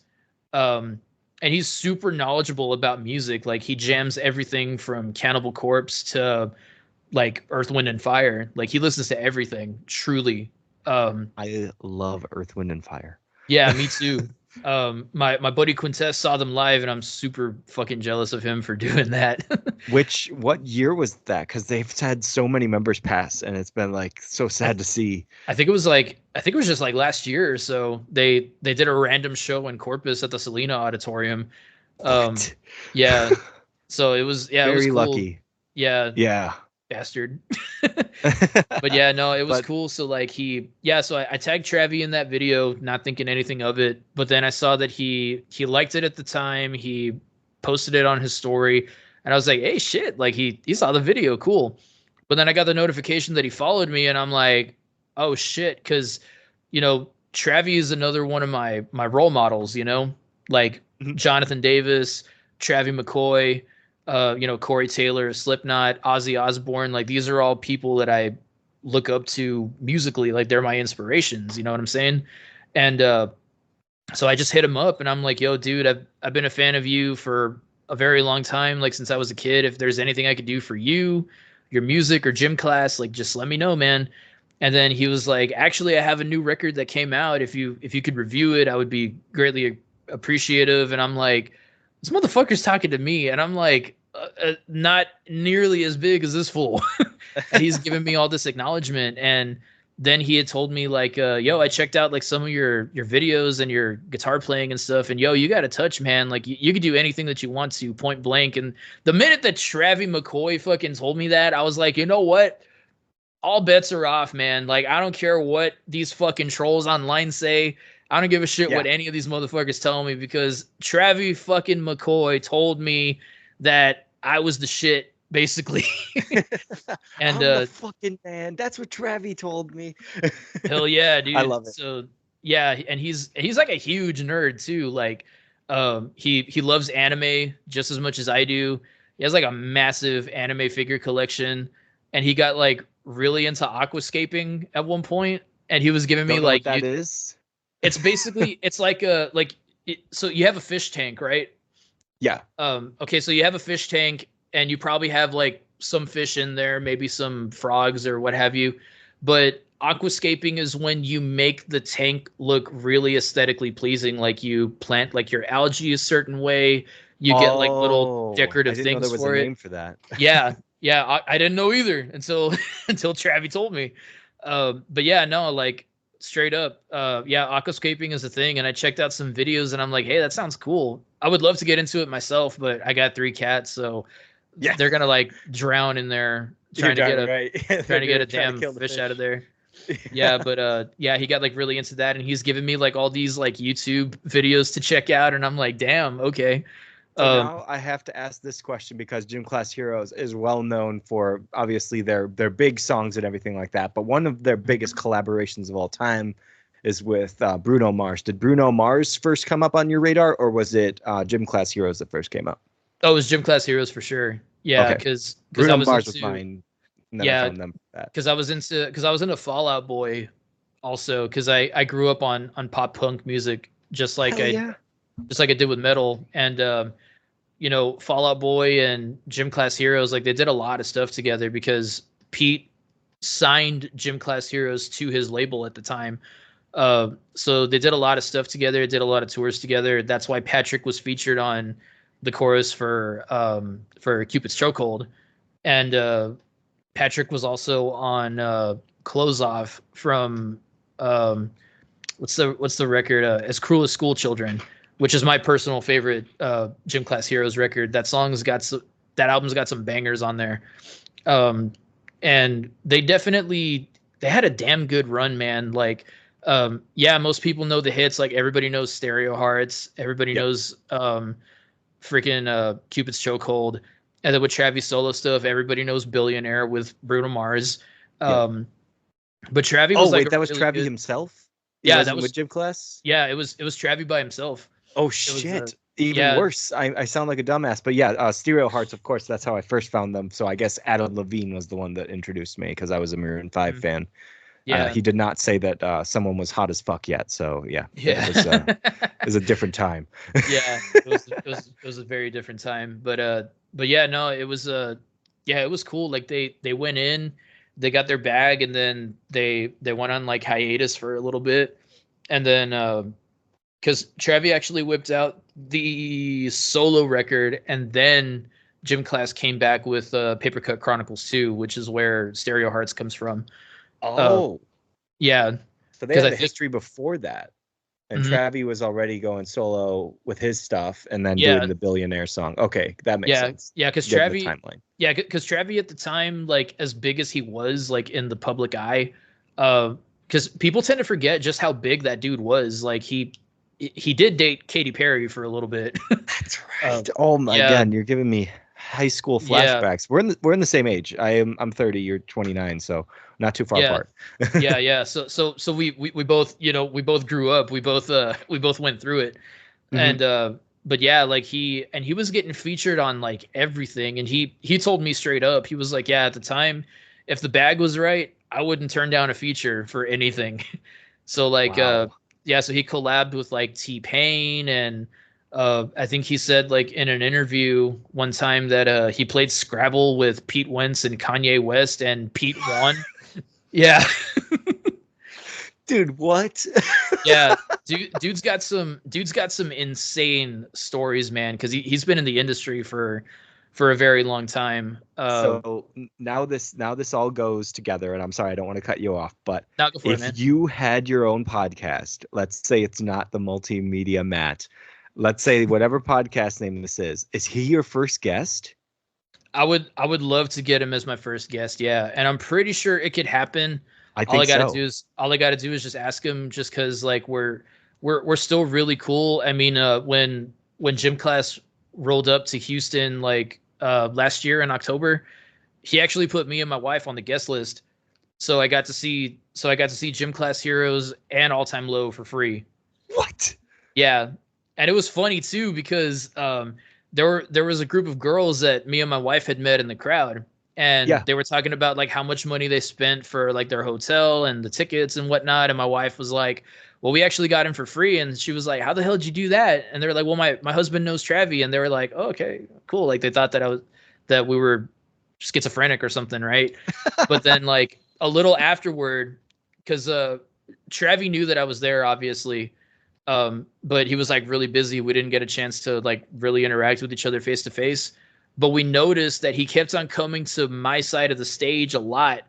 And then right after one of the songs had ended, he did like this speech where he was like, "Yo, shout out to some of my homeboys and homegirls that are here."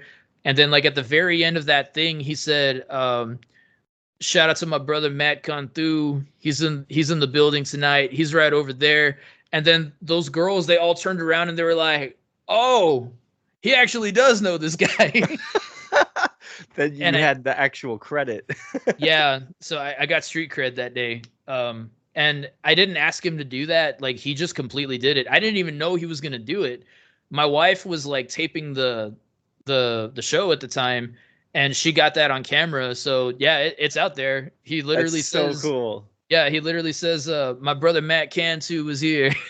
That's burned into your memory for life, bro. That is one of the Mhm. coolest things I've ever heard with a celebrity meeting. I talked to another gentleman. His name is Taylor. He's part of a band called Black Sound. They're now currently over in Japan. Oh shit, But nice. yeah, originally from California. He is best friends. I'm not kidding you. Is with Noah Sebastian of Bad Omens. Oh shit. Okay, that's So That's bragging rights right there for sure. Yeah, give a listen to that episode that everyone keeps skipping, and I keep telling people, I'm like, guys, it's you love Bad Omens, like, what are you doing? Bad Omens like literally produces all their albums, like that's how close they are. They're always in studio all the time. But he That's told me the fucking story of how that's Noah cool. like went out of his way to just like take him to Chipotle, and he got him a burrito. Like shit wasn't going in his life, and they just sat down and talked together. And now they weren't at the fame level that they were at like Right. right now, but still it was just that kind Yeah. of like humanity and that kind of connection, and you got that with Travi, which is just an Hmm. amazing, like unbelievable thing to be called out in the audience. For one is cool. Like I can have Yeah. that if like I show up to a band like you, if I were to show up to one of your shows, you'd be like, oh, shout out to Media Man Dan in the audience tonight. I'd be like, oh, thank you. But it's just the fact that you had like VIP guest list, all Hmm. of this lined up, and you had the doubters in front of you or behind you, and then you're just like, mm-hmm, that's right, Yeah. I am that man. It was cool. But yeah, I haven't talked to him in a minute just because like dude is always grinding. He's always Yeah, busy. But major respect. I was also able to interact with Lil Aaron also. I got Lil Who Aaron is following. He was like a SoundCloud rapper, I guess if you want to call him that. okay? And he has an aesthetic, he has an image. Like he wears pretty much all neon green. He's got long Interesting. hair, he's got neon green, and he does hip hop music, right? But he also has like emo influenced rap. He's got a song called Drugs that's just a straight up pop punk song. He just released a new song called like I'm a Celebrity, and it's another like pop punk banger. He has an Nice. EP. He's got an EP called 808 Rock. That's straight up new metal. So this guy does a lot of cool stuff, and he's no stranger to the industry. Like he's actually like a really big songwriter in in the in the area. Like I believe he's from Indiana, but he lives in Los Angeles right now. And he's written songs for Lizzo, Selena Gomez, Heart Attack Man. I think he wrote some stuff for Swaco as well. Okay. He's He's got a you're really impressive name resume. dropping like crazy. I have to know, has he, with his neon aesthetic, ever opened or collaborated with Billie Eilish? Like she had a neon like phase, I remember. You know, I don't think he's worked with Billy to my knowledge. I know he toured with Polyphia and Sleep Token What? before Sleep Token blew up.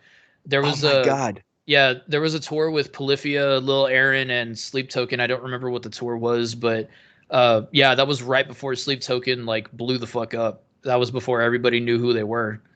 That's insane. I love these stories, and I love how people like knew about the next big thing before it happened. Like that's the cool people, like they could gauge who's going to be the big name in the future. Oh And yeah, Sleep Token, just unbelievable how yeah, much they've grown in the yeah. last 2-3 years. I love those guys so much. Like shout out to Abe, man. My buddy Abe Montoya over there at Omega Records in Kingsville, Texas, the guy that's producing all of my stuff like from After Hours and beyond.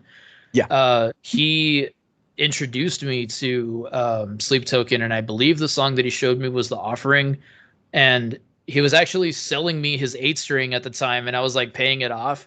And I'm like, yo, this is gonna be the first song that I learn on this bad boy. And yeah, I learned the song, and it was a lot of fun. And then I started experimenting with the 8 string a little more. And that's when I had reached out and I had told him like, hey, like I want to cover the Aqua Teen theme song. Can we do it? And he's like, hell yeah. So we did it. We recorded it on my 8 string, which is why it sounds like I think some of the guys from Adult Swim Central said that it sounded like Mick Gordon from Doom, the Doom composer.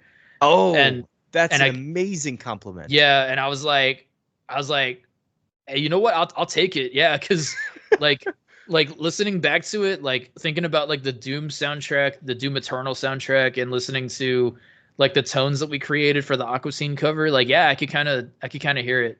I can Uh, I can see the clout just coming from YouTube. All the reactors better than Doom, better than like all of the shocked faces. Yeah, like yeah, and we worked we worked really hard on that one. Like I brought the riff into the studio that day and we programmed like some drums around it, but then we reached out to my homie Cosme Williams. He's got a punk band called Static Effect. They're really good. That's Static Effect with an A. Oh, He also used to play in a band called Texas Devil. They were basically like a Slipknot clone in my oh, hell area. yeah. They have masks and everything too, so definitely check those dudes out. And he's a phenomenal drummer. So I was like, hey, you want to play drums on this Aqua Teen Hunger Force cover that I'm doing? And he's like, fuck yeah, dude, I got you. And then yeah, he recorded the drums and he absolutely slayed on that thing, man. Like he just destroyed his drum parts. And he's also playing drums on the Brack Show cover. He's playing on C Lab, and he's also playing on Space Ghost Coast to Coast as well. Fantastic. You have a lot of people you've connected to from your first song being a very acoustic, raw cut with Mhm. your headphones sliding off, which is still just so funny that that was the water Yeah, sound. And you were like, no one will know. yeah. No one will know. No one will know until Yeah, you say it. And I think it's funny, but it's also actually pretty cool how it all worked out. yeah. But I It's a was damn gonna good say story. before we jump into the next part. So, with all of your love for Corn, are you also aware of everything that Head has been doing on his own, like Oh his yeah, yeah. side Like projects yeah, and with his solo album. What was it? Save Me From Myself. yeah, Yeah, I jammed out a lot in high school when he had left the group, and I also jammed like a little bit of Love and Death, his side project, and I yes. know Jonathan had J Devil at one point, which was like his EDM thing. That's what I was Uh, like. I was gonna say, like all of these amazing artists, they have like a side project or yeah, they do something that they just experiment and they have so yeah, much fun with it. But what Head did is he took the Corn down like low tuning yeah. The seven string A and made standard. Yeah. uplifting music out of it. And it's like, dude, this is wild. And I Mhm. would wonder when you said that your uncle or whoever gave you the first Corn CD, did they ever find out that Head went Christian and then started making music and then had interest in Corn all of a sudden? They so it's funny because like my mom to an extent did have like the oh like you know some of these bands are evil, be careful with what you listen to type of thing, right? Mhm. Because my mom's like a diehard Catholic too. But I had told her, I was like, hey, like listening to Korn is fine because Head is a Christian. He has a solo Christian album. That's why he left the group. And she's like, no, but son mentiras. Like you're just lying. You're full of shit, right? But then a video at the time was circulating of Head and Fieldy praying with Corn fans backstage, Yep. and she saw it and she was like, I stand corrected. You were absolutely right this whole time. I cannot believe it. And I'm like, yeah. I told her, I was like, yeah, like I mean, like yeah, there's some dark imagery in a lot of the music that I listen to, yeah, but I mean it's you got to think about it. It's very therapeutic for a lot of people, myself included. Um and you know, some people they could get by with just jamming like, you know, Hillsong and Mercy Me and all the other amazing Christian Very artists that true. are out there. And I got no problem with them. Like I personally love that song Oceans by Hillsong. That that song goes hard. Catch me in the pit at the next Hillsong United show. um but you know, I love my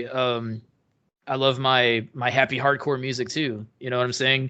Because I've never really been much of a lyrical guy. Like I'll jam like satanic bands too. You know, like I love Twin Temple, I love Ghost, I love You like uh Kiss? yeah, I love Kiss, Knights in Satan Service. I love like Gorgoroth, Mayhem, like all the black metal stuff from Behemoth? Norway, Behemoth especially, yeah, Yeah, they're King pretty sick. Diamond, like I love all that stuff. Oh, But King Diamond's a satanic? yeah, yeah, Their name itself sounds like a hair metal band. yeah, Merciful, yeah, because it was Merciful Fate, and then King Diamond went solo. But yeah, no, they were definitely a satanic artist. Oh, Um, yeah, interesting. dude, yeah, he had, I think he has like a microphone where it's like bones coming out, and it's like a upside down cross. It's actually shit. it's actually That pretty sounds hard. awesome. Yeah, pretty brutal.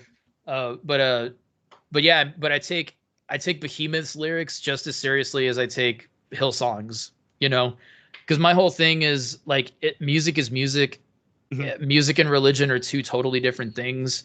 Like you know, I've dabbled with some stuff that, you know, some people might find offensive. Like I have my Matagram logo, which is the letter M wrapped up like a pentagram. I got the San Mateo t-shirt.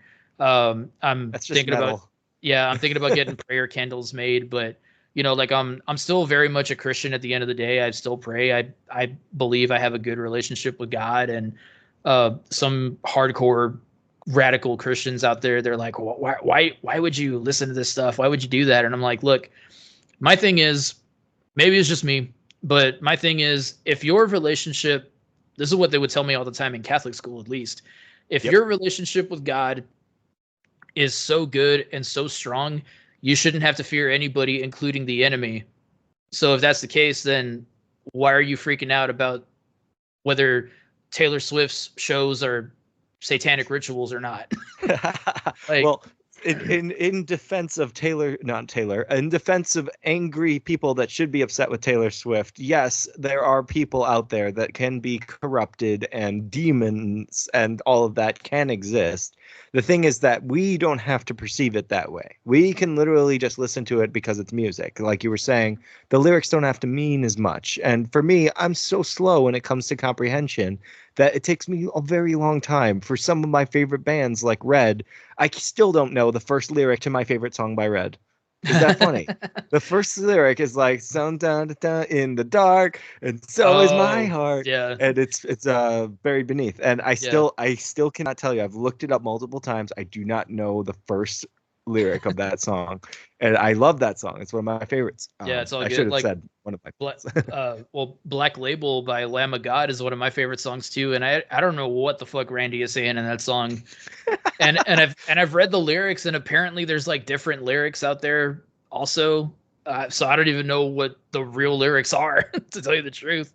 My But God, Lamb of God is an interesting band in itself. Did you ever know their real name was Burn the Priest? yeah, and I've jammed that first record, and that thing is fucking raw, and I love it. I would love to own that thing on like on CD or even vinyl. And You could probably find it on one of those free download websites and get a virus on your computer. Oh yeah, for sure. like just like how everybody downloaded linking part.num.exe and they infected their computer with fucking AIDS. But yeah, no, yeah, the Burn the Priest stuff especially, that was insane. And I also loved when they did Legion 20 or whatever that record was called. It was all cover songs. But they released it under the name Burn the Priest. Randy, now I have to look that up and add that to my covers collection. Yeah, it's good, dude. Like they covered Kill Yourself by SOD, and that sounded badass. They did Eye Against Eye from Bad Brains, which was obviously a Randy Blythe pick, because Randy, believe it or not, is not a metalhead. He's a punk rocker through and through. He just so happened to be able to do death metal vocals, and he decided to jump into a metal band. But yeah, he's not a metalhead. I think he's appreciated. Go ahead. Insane how we have metalcore these days, which is literally the combination of metal and punk. Oh yeah, and we've not looked back and said, hey, maybe this is offensive to the originators of these genres. Yeah, I mean, every genre is gonna have its fair share of haters. You know, like there's people that fucking hate nu metal, there's people that hate metalcore, there's people that hate deathcore. You know, like I totally get it. I get where they're coming from, but the people that really love the genre, which is like a vast majority of people, like they're really going to stick with it, and they're really going to, you know, bring it to where it needs to be. You know, because like right now, like rock and roll in general is not like the number one genre of music anymore. Nope. Hip hop took it over like a couple years ago. So I wouldn't say that rock is dead per se. I don't give a fuck what Gene Simmons says, because rock is definitely alive and well. It's just that with the way the music industry works, they're going to want to capitalize on stuff that they know is going to sell. So like, you know, I love Taylor Swift personally, but it makes more sense to throw all your money and advertising and PR people to the new Taylor Swift record as opposed to something from like Sabaton or whatever, you know, because Yeah. they know that's gonna sell and they know that's what people want. But the thing is that people do want new rock bands. They want to hear new rock music. It's just it's out there. It's just not in your face anymore like it used to be. You kind of have to go out there and search it up for yourself, which is why like I tell everybody like, hey, go to that local show down the street from where you live. Pay $10 to see that local grindcore band at your pub. Like Yes. because most people tend to forget that, you know, Metallica started in a garage and now they're like the not just the biggest metal band in the world, but they're one of the biggest music acts in general. And they generate so much money from, you know, album sales, ticket sales, merch sales. Like people are And that's very with a ride and die total for flop, Metallica. a total flop in the middle of their career, and they still bounce back, and they're still making music. Yeah, exactly. And I'm pretty sure it's going to be the case for you know, for Taylor Swift as well. I'm more than certain Taylor's going to whip out her Saint Anger at one point. God, I Uh hope so. yeah, and then and people are I probably can going only. to people are probably gonna not dig it, but it's not really gonna jeopardize her. Some people would probably say that Reputation was her Saint Anger. It was her Turbo, It was my but Reputation era. yeah, but I think that record goes fucking hard personally. Um, although I will admit the song "Look What You Made Me Do," trash. You mean Cannot. I'm too sexy for my shirt?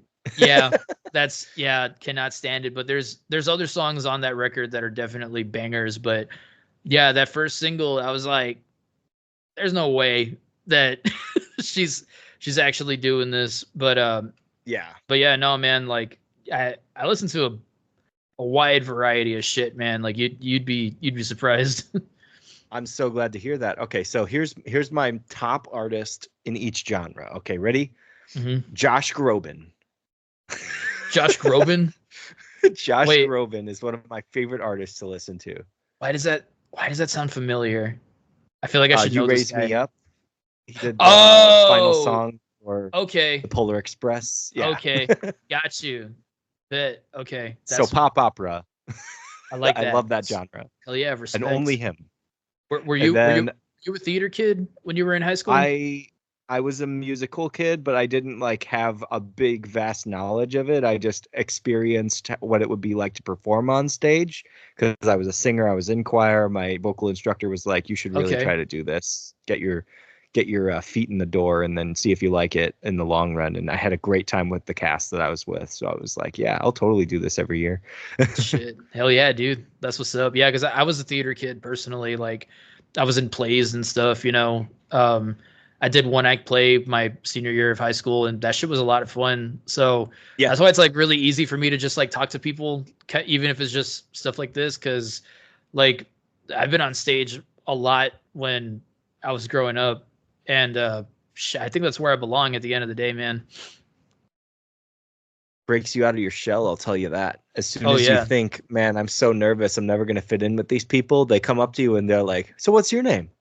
And you're like, "Me? I'm invisible. You can't see me." And they're like, "Oh, okay, John Cena, whatever. Let's see what you can do." It's like And I'm then Matt they Cantu. bring you Who the up hell are on you? stage. Yeah, they bring you up on stage and they're like, "All right, Dan Busek, you have to come up and sing your part for this audition." And then all those people that had no idea who you were, they were just trying to introduce themselves. You're the quiet kid in the corner, get to hear the full confident voice that you have, and then they go, "Whoa, who is this? We need to talk Yeah. with this guy." And everyone surrounds you, and they'll do this for people that don't have that massive talent either. And they'll just be like camaraderie. That's how it goes. Mhm. And behind the scenes stuff for anyone Yeah. that isn't involved in stage work is the funnest shit ever. Like I remember every single time it's like, okay, you said your line. All right, now we have to be on break for the next 2 hours while the main leads are doing their thing. So all you guys Mhm. go outside and do whatever. And so everyone's like, "All right, dude, get the fucking rubber ball. It's wall ball time.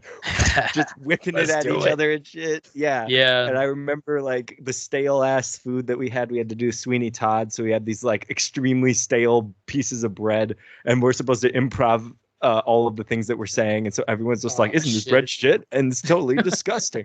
And all of the people, they have no idea what we're saying. That It's so is fun, dude. that is beautiful. Yeah, we did like yeah, I was doing a lot of stuff like that at the time. We actually made it my senior year. We made it to, I believe it was area. We didn't make it to state, but we made it to the one that's like right before state. So I'm pretty sure that was area. And we did the Angelina Project. And I played this character named Father Finnegan, and he was a drunken Irish priest. Shit was lit. Shit I was would fire. imagine. Yeah, I That I sounds had the familiar collar and too. everything, dude. It was badass. And you had to go to confession after that because you were like, I have a confession, Father. I'm playing a priest, being a intoxicated. It's like, yeah, I'm playing an intoxicated priest. I think we're good, right? It's just playing. It's not real. Yeah.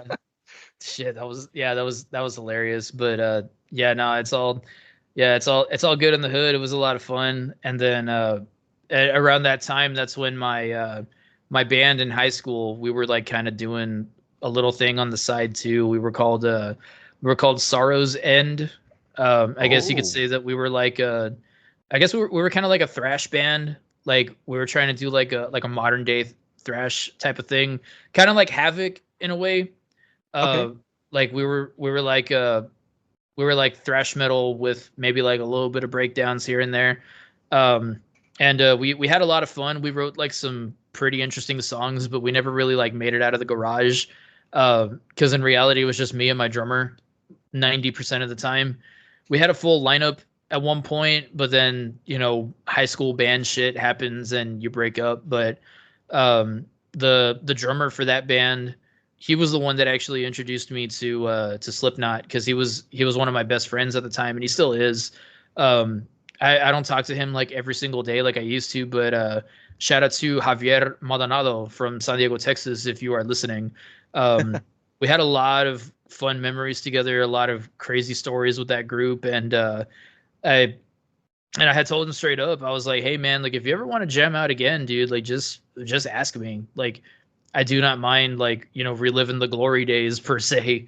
I don't mind jamming in your hot ass shed again.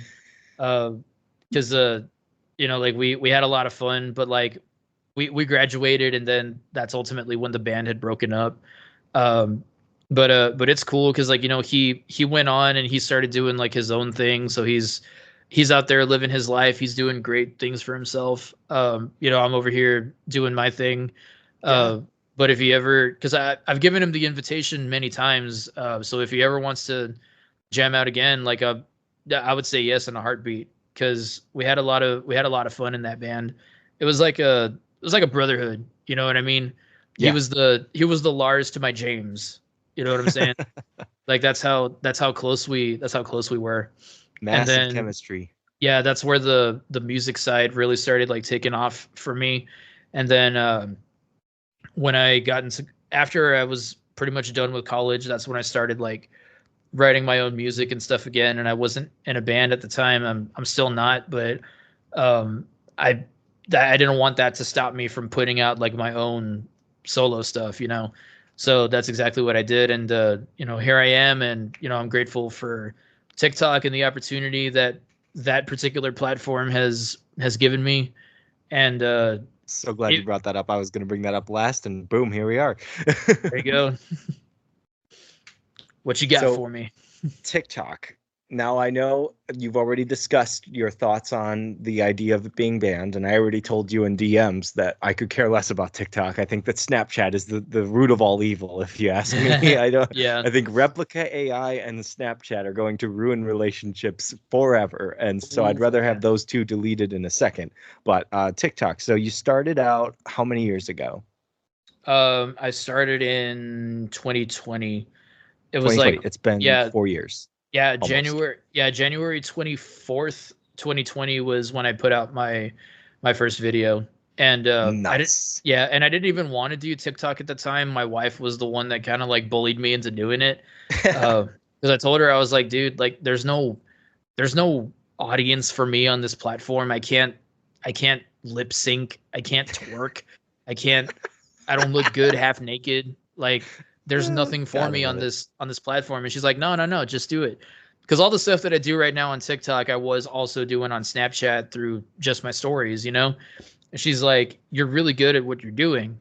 Just throw it on there. I know what I'm telling you. So I'm like, all right. And then I did it. And yeah, sure enough, like I didn't take off like right away, but it was definitely a steady incline.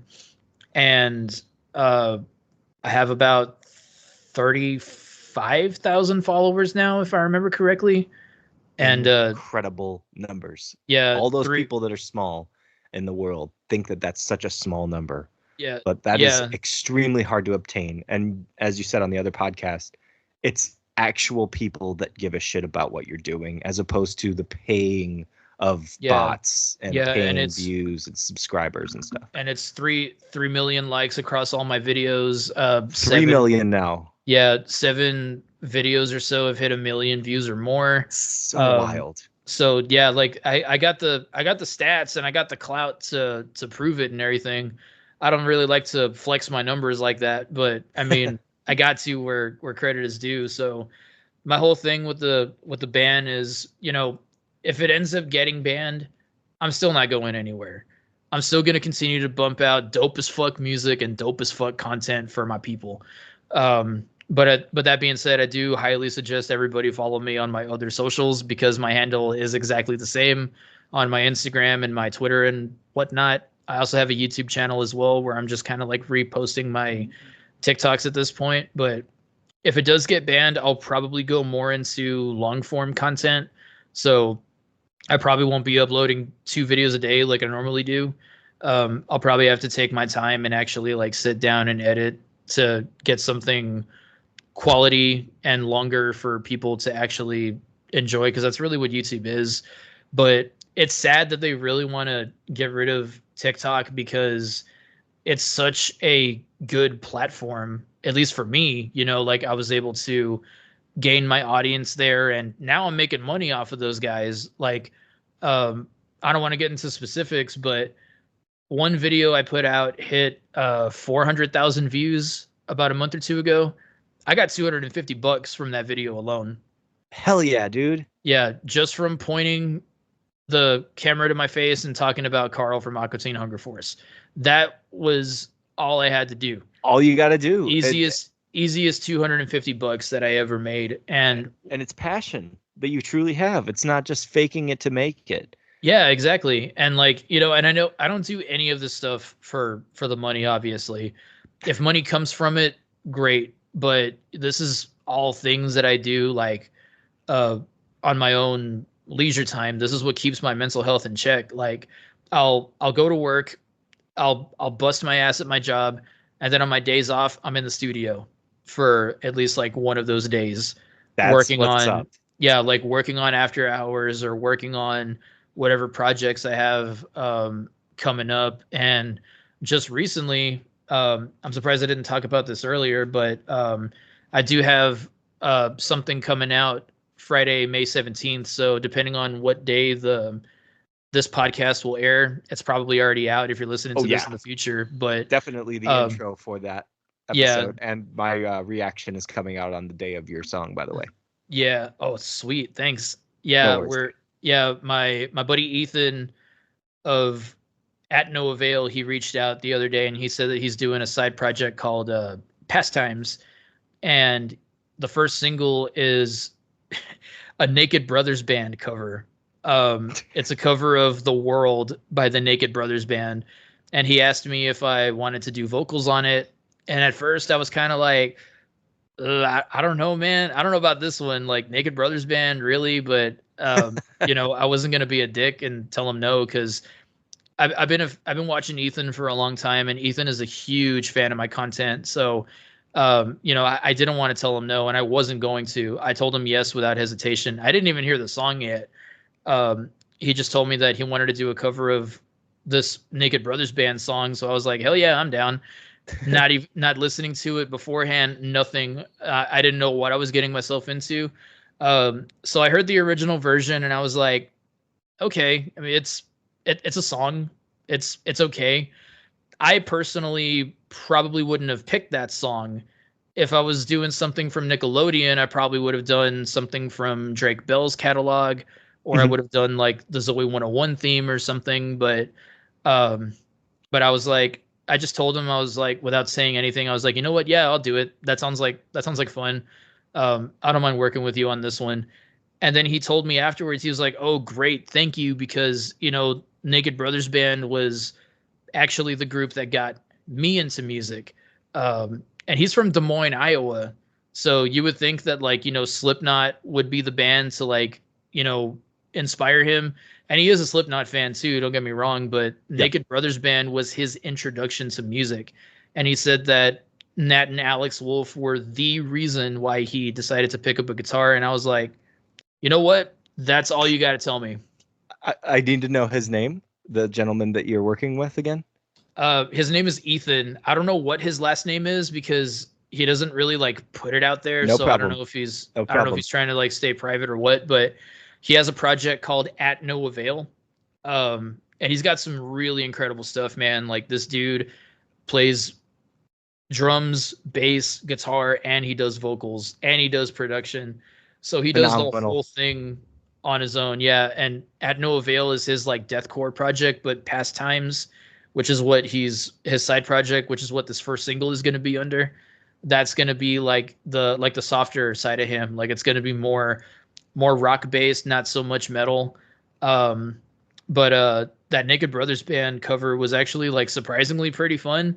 I called up my buddy Abe, who I do all my recording and stuff with, and I'm like, "Hey, oh, dude, I got called to do this Naked Brothers Band cover. Can I record vocals at your crib?" And he's like, "Yeah, sure, $35. All right, here you go." So I went out there, and Abe had never heard the song before either. So like, we got the instrumental, we loaded it up into the session, and I started doing my thing, right?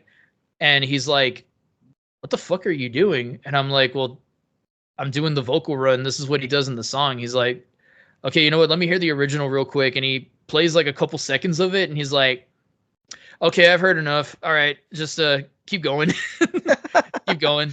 And then Um, so I before so I, before I we continue, my bad. I want to let you finish your story here, but I was gonna it's cool. say because when I asked his name, Ethan, when you listen to this, you and Matt will be the first one, and Jason, of course, to hear this whenever I get it all edited and put out. I have someone who can get you to talk with Nate and Alex if you would be interested. I have a connection that You do? has been friends with them for quite a long time since she goes to so many shows. They actually had her up on stage singing with them on the most recent Florida show, I believe. So if Oh you shit. want to meet them or talk with them, just hit me up and I'll try to make something happen. You know what? Yes, because like I said, that would mean the world to Ethan, and that's actually a goal that we have with this cover. Like we want Nat and Alex to check it out and see what we did to their song because we really amped it up a bit. It's definitely a rock song through and through, but that didn't stop me from adding my screams on there. You know what I'm saying? So there's some brutality in there.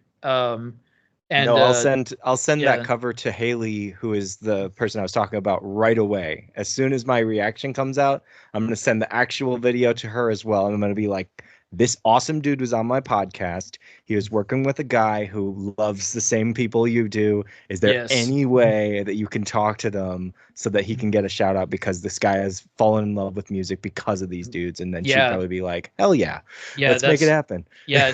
Naked Brothers Band was literally like his kiss. So for that, I can't knock it down. And I watched the show growing up too. I really only caught like the first season or so, Mhm. because it came out Too like old for pretty it. late. Yeah, it Yeah, came out pretty same. late for me. It was like 2006. I was probably in sixth or seventh grade, so I was already like a little too old for it.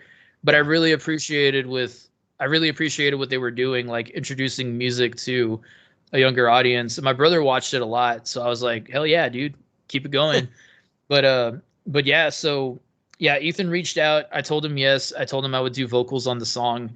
And then I went to the booth in Kingsville with my buddy Abe, and he was like, "Okay, so do you have like an idea of what you want to do?" And I'm like, "Yeah, I want to scream here. I want to sing this part. I kind of want to do keep it in line with the original, but still put like my own personal flair to it, like I do with all my covers."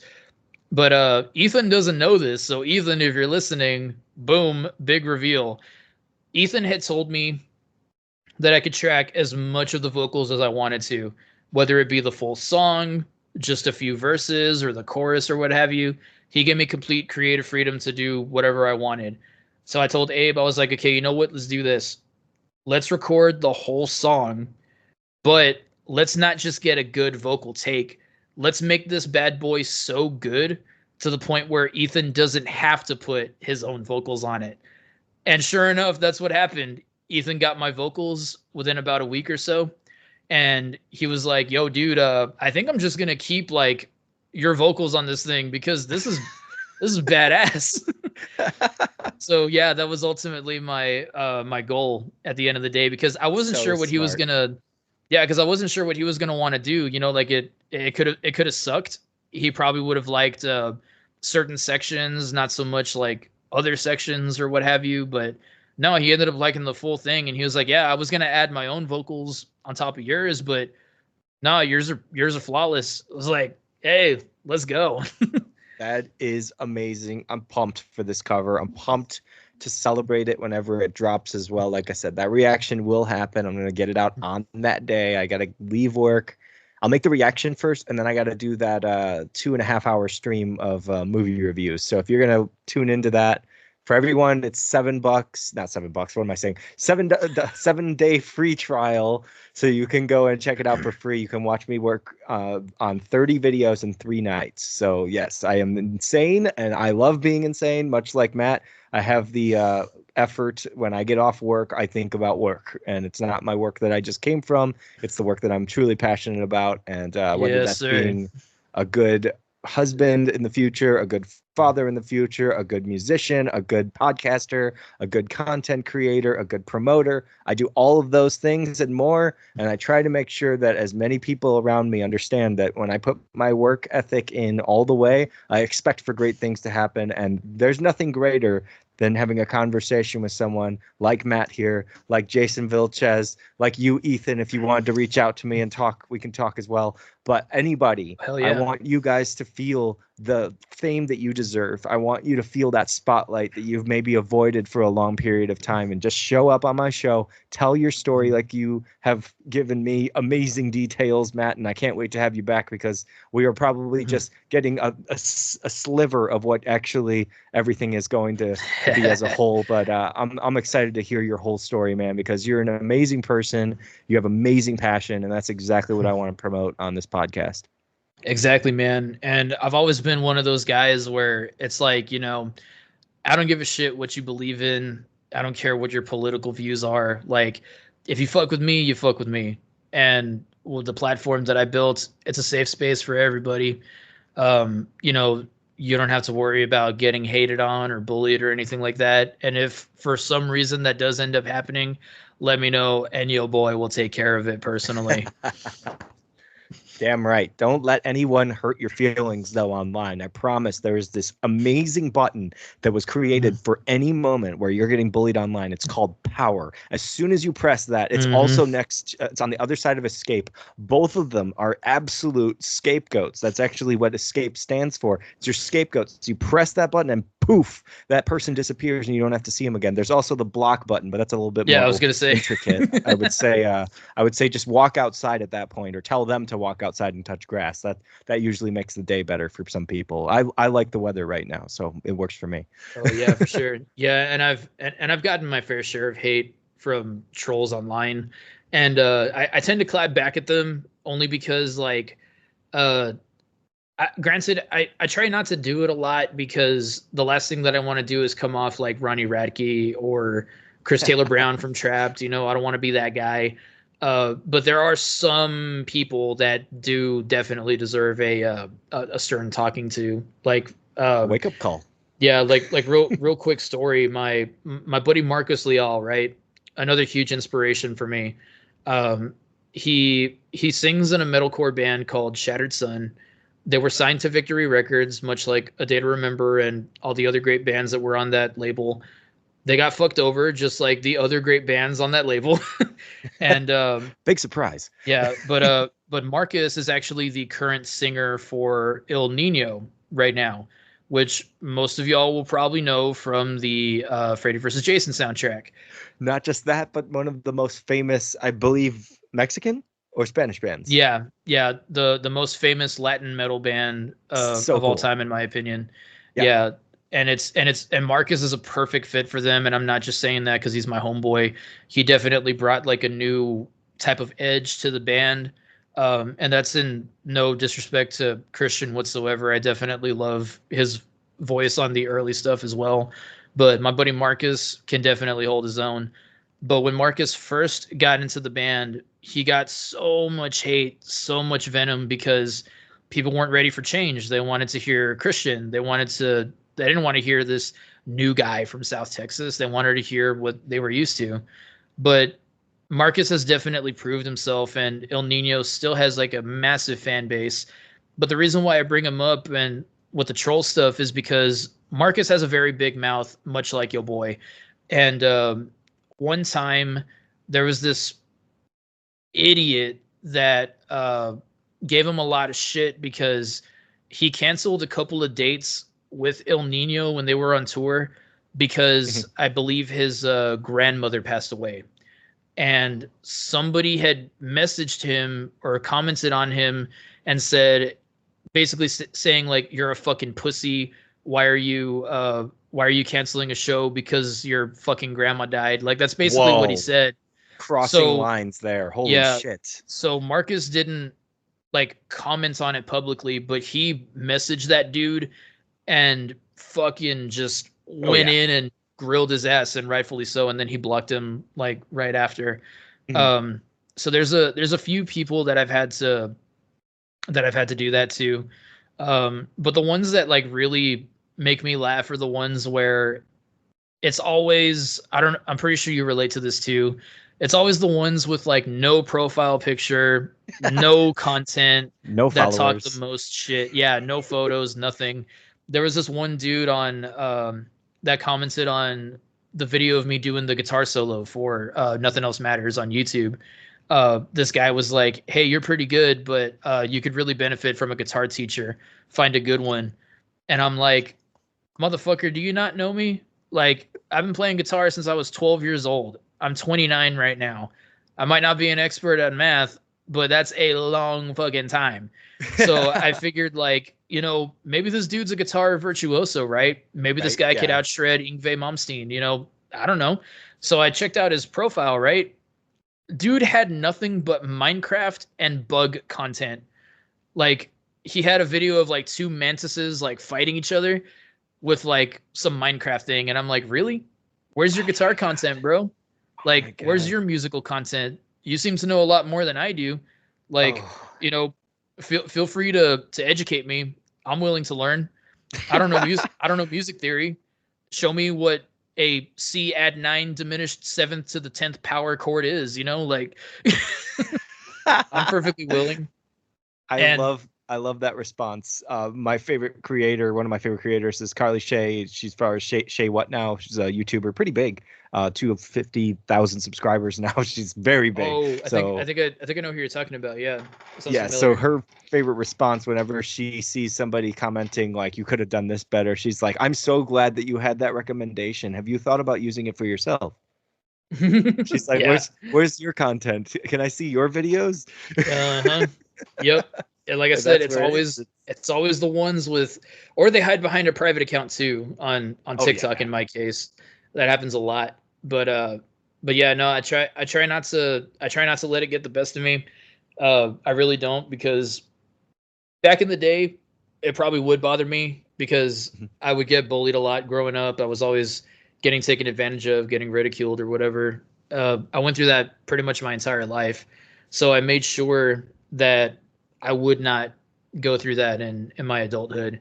So when people come in and they try to say like this, that, and the other, I'm just like, hey, you can't bring me down, dude.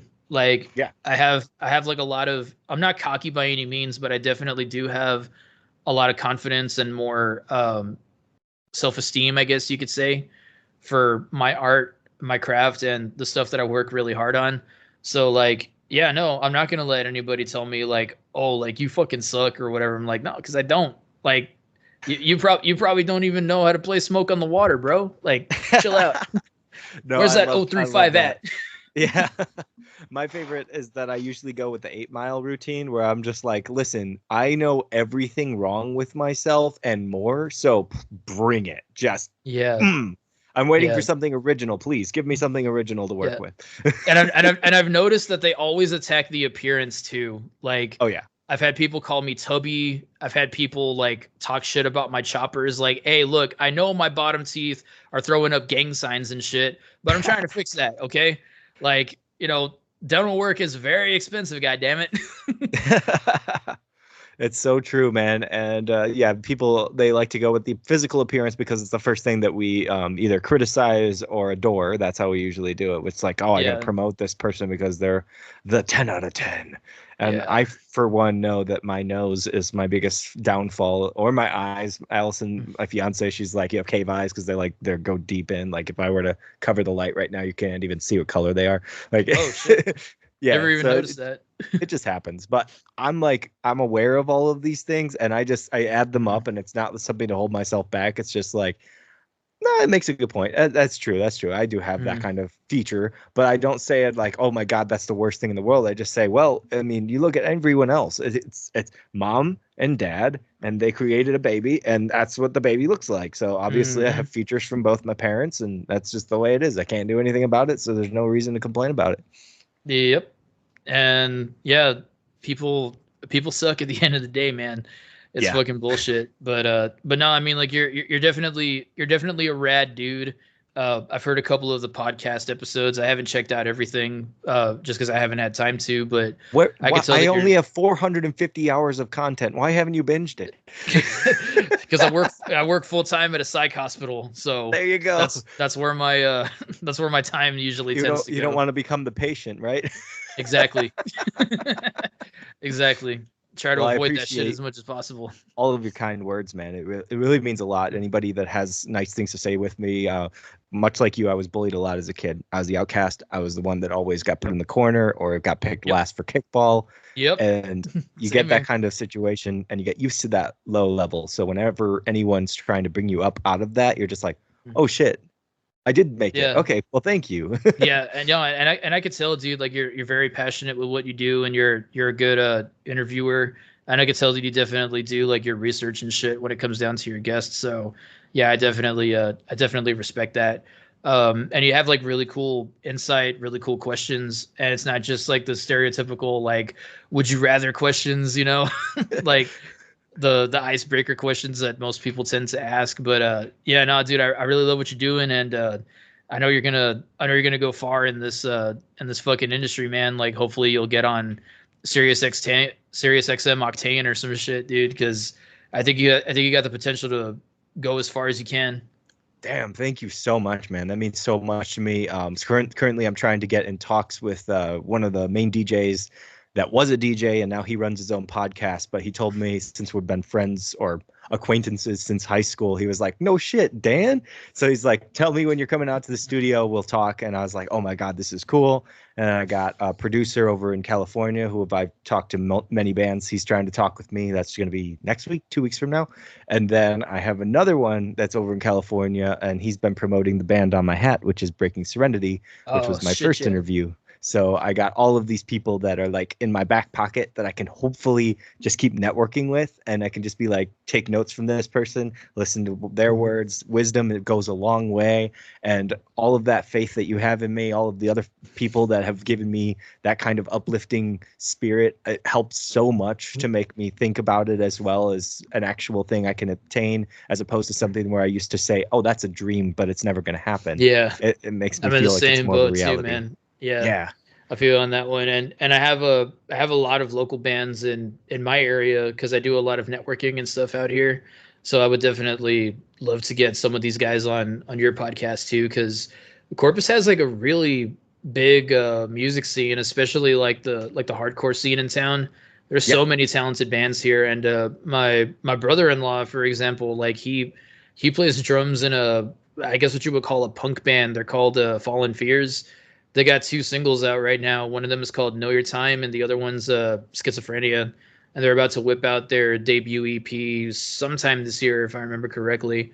And really talented, really young kids too. I think like Damien, the guitarist, I don't even think he's 21 yet.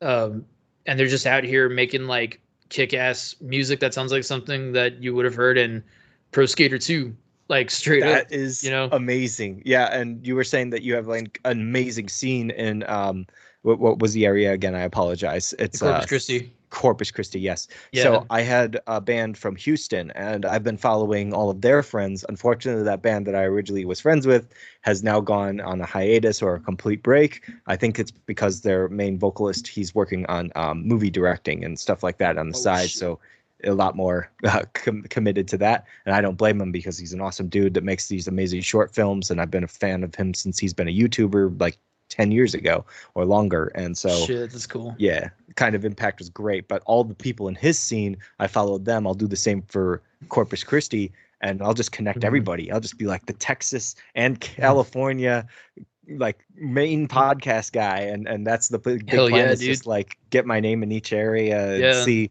how far it can go. And then we could battle for In-N-Out and Whataburger supremacy. That'll I've be never lit. had either, but I want to have them. We had a Carl's Jr. Oh no, we had Hardee's, and it was only for a limited time, and then they got rid of it. And I was like, come on, that was our only Aw, taste damn. of the South. Yeah, yeah. Whataburger. I mean, I'm gonna be real with you. Like, In-N-Out might be the better option at this point because, ironically, when Whataburger got bought out by this company from Chicago, the quality went downhill. Like, the burgers don't taste the same anymore. I do not know what happened, but it doesn't hit the same. I still eat there. I still love it, but it definitely went a lot harder back in the day. So if you ever do try Whataburger in your life, definitely do lower your expectations a little bit, because yeah, and a lot of people, a lot of Texans will agree with me. Something happened during that acquisition, and the food has not been the same anymore, and we do not know what it is. Well, here I will ask this question, and it's a very simple, and this is all Texas based. So, have you Mhm. seen the movie Vengeance? No, I have not. And Now you I need to know I go need and see to. the movie right now. Not right now, but whenever you can, go and watch it. BJ Novak from The Office, we know him as Ryan. He's an actually really Oh good shit. actor and director, and this was his debut as a director. It's a Ooh. fun movie, a little crime thriller, and they do have a whole entire scene about how Whataburger is Whataburger. So Yeah. it's gonna make you laugh and smile, and all the Texas Sweet. jokes are gonna not fly over your head like it did for us Chicagoans. And maybe that'll bring the spirit back, and then you'll walk into the Yeah. restaurant and be like, "Damn right, this is a fucking Texas burger." Speaking of Texas shows, you mentioned how some of those jokes went over your head. Like, I feel like that's how most people would probably feel about King of the Hill, because I've asked a few I people. definitely don't get that show. Yeah, because I've asked a few people that have like moved from out of state, like to Texas, and they've watched the show, and I just asked them casually, like, hey, like, is King of the Hill funnier now that you live in Texas? And they're like, oh yeah, like, dead ass, like, it is the funniest shit I have ever seen, because it makes sense because like it was a show that I believe was made like for Texans specifically. Hmm. So a lot of the stuff that goes on, like most people that don't live in Texas probably won't understand like the jokes or the insiders or whatever. But I remember there's an episode specifically where they were talking about how Boomhauer was like the best surfer in Corpus Christi. Like they actually name dropped the city. And he goes to Corpus Christi Beach and he's surfing, and the beach looks like completely horrible, like just complete trash. And that's exactly what it looks like in real life. So like they got it down to a T. It was perfect. I was like, yeah. A big T for Texas. That's what I'm saying. Yeah. And we are the only state that has its own SpongeBob episode. Just saying. That's true. That's true. And oh my God. And the song has become a meme. Well, I mean, everything in SpongeBob is a meme, but just like how you feel the first day you go back from work after the weekend. It's like, oh yeah. Yep.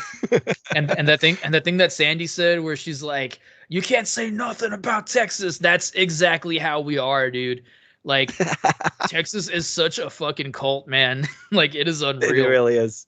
Yeah, like it really you can't. Is. Yeah, like if you ever want to get, let me put it to you this way: if you ever want to get shot in Texas, talk shit about the Cowboys, talk shit about George Strait, talk shit about Pantera, talk shit about Selena. I guarantee you, you will get your ass. That's the no-goes. Okay. By the way, you were saying something about George Strait, and was your father correct that was getting you into country artists, or stepfather? Yeah. My father, my actual biological father. dad. Yeah, he loved country music. Does he like Cody Johnson? Cody Johnson, I would have to ask him honestly, but I think he would. I think that would be an artist that he would like.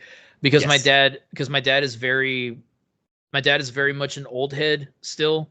Like he doesn't like anything modern country. Like I know he didn't really care for Florida Georgia Line or Kane Brown or any of like the newer stuff that was coming out. Like when they started adding trap drums into country music. For interesting choices.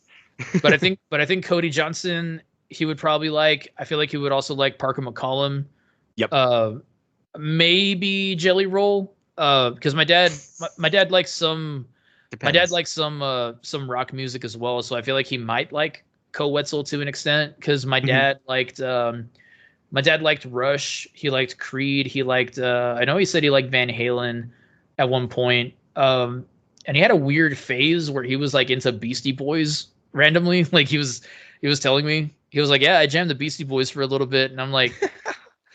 Everyone has like that weird phase, and I'm like, I tried so hard to get into their music, but in the end, it didn't even matter. It was just bad.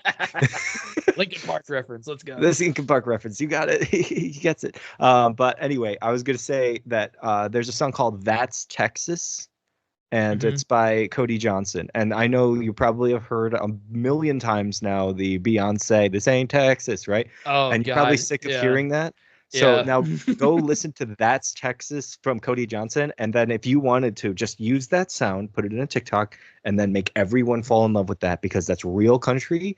And it's actually go.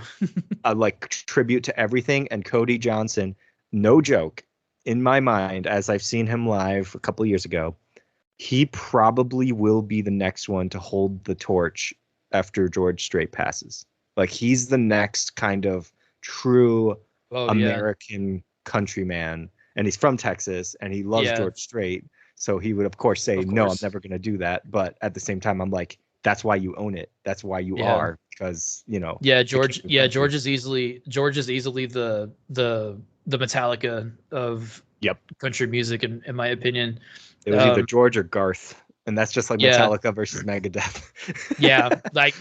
Legit, straight up, like that's a perfect comparison right there. My dad was definitely a George Strait stan. He was like, because my dad and I we're very different from each other, to tell you the truth. Like we look almost exactly the same, but my dad is very, very Southern. Like my dad lives out on a ranch in Uvalde. He has like a couple horses and stuff. He's been a rancher like his whole life. He works in the oil field. He's a member of the NRA. Oh yeah, more he's than living certain. the Texas life already. Yeah, more than certain. He's conservative. I'm pretty sure. He doesn't tell me like what his political views are, but from some of the stuff that he said, I'm like, bro, you're conservative. Just say it. You're a Republican. Just say it. Just get him into 2 podcasts for me if you can, because I've been listening to a lot of open-minded, I guess you could say centrist conservative views. Uh-huh. One of them is straight out of Texas called the All American Savage Show, and that dude is brutally honest about everything, and he absolutely bashes Trump as much as he can, even though his co-host loves Trump. Oh my So it's God. kind of really funny to like listen to them argue. He's the rageaholic, while his co-host is very modest and friendly, and he'll like diffuse him sometimes. But That then is there's hilarious. then there's the podcast out of St. Louis called Real AF, and that's Andy Frisella. He's a Oh, entrepreneur, I but like he that. also has points of view on culture, society, and things that we can do as a whole to try to make the world better. And I know that you have more progressive views that'll probably not align, but I highly recommend you hear him out just to see how it would Oh sound yeah. if somebody with a brain were in charge of the conservatives. Like that's what I'm hoping for in the future, is that it won't just be, as you said on the other podcast, old wrinkly men in charge of things that they don't fucking know. Yeah, fucking California raisin looking motherfuckers. Like, California raisin. yeah, got more fucking wrinkles than the Golden Girls. Like, shit, dude, come on. And I love the Golden Girls, man. Everybody Yeah. that knows me knows I fuck with the Golden Girls so hard. Oh my God. I love the Yeah, Golden Girls. I have not seen a full episode as far as I know, but every single time that they're on, I'm always watching it for that little bit.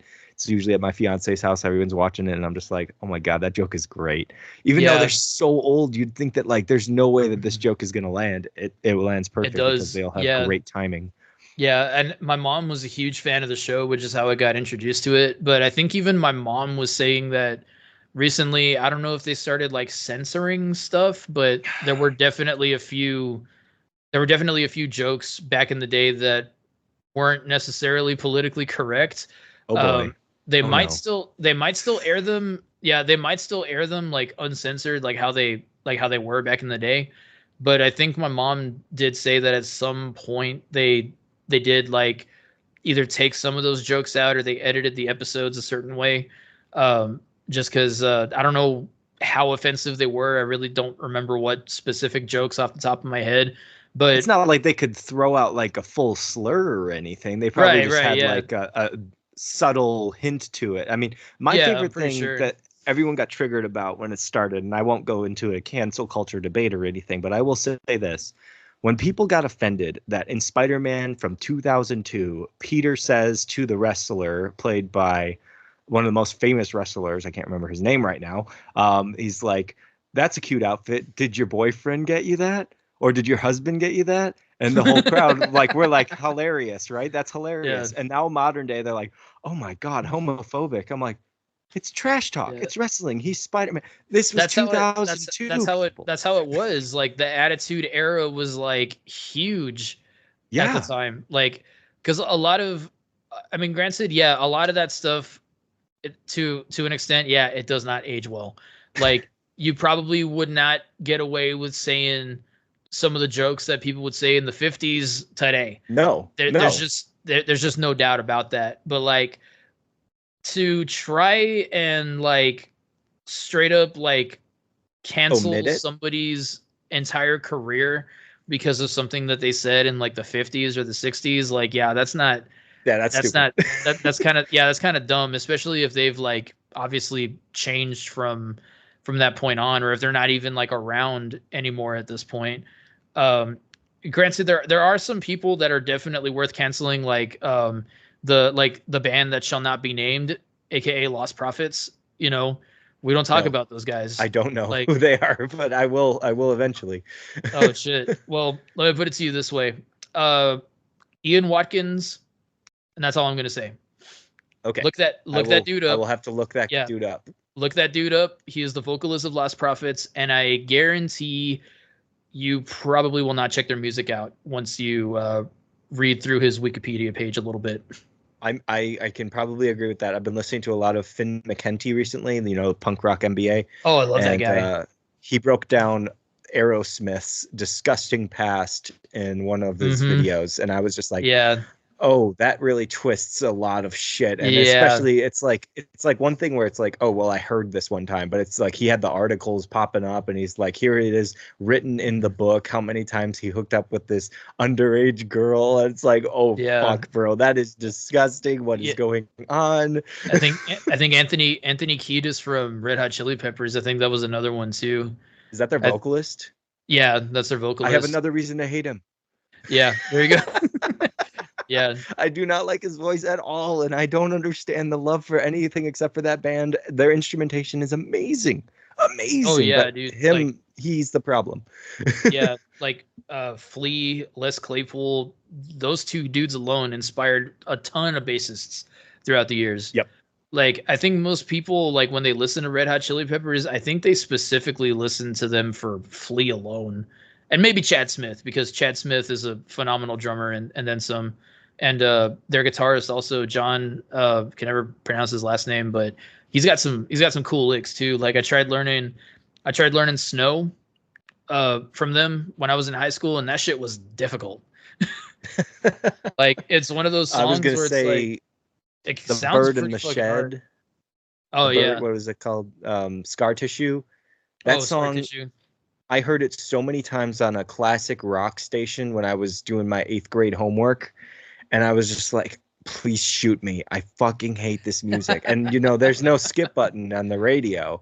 Yeah. So it's like you could just change the station. But it's like, station. I like the station. It was Jack FM. It was awesome. They usually had like this like crude sense of humor between songs. I was like, oh man, this is where I want to be. This is my rage. This is right. And There then you I would go. just get that song all the time. It's like, Mr. Know It. Oh. every time I hear it, Know It. Oh. I hate it so much more. I hate it so much more than the first time. Yeah. I think, like, I mean, I dig. I'm not a huge fan of them by any means, but I do dig quite a bit of their tunes. The one song that I really liked from them, like the song that got me into them, is actually a song that majority of their fan base hates for whatever reason, and that's Danny California.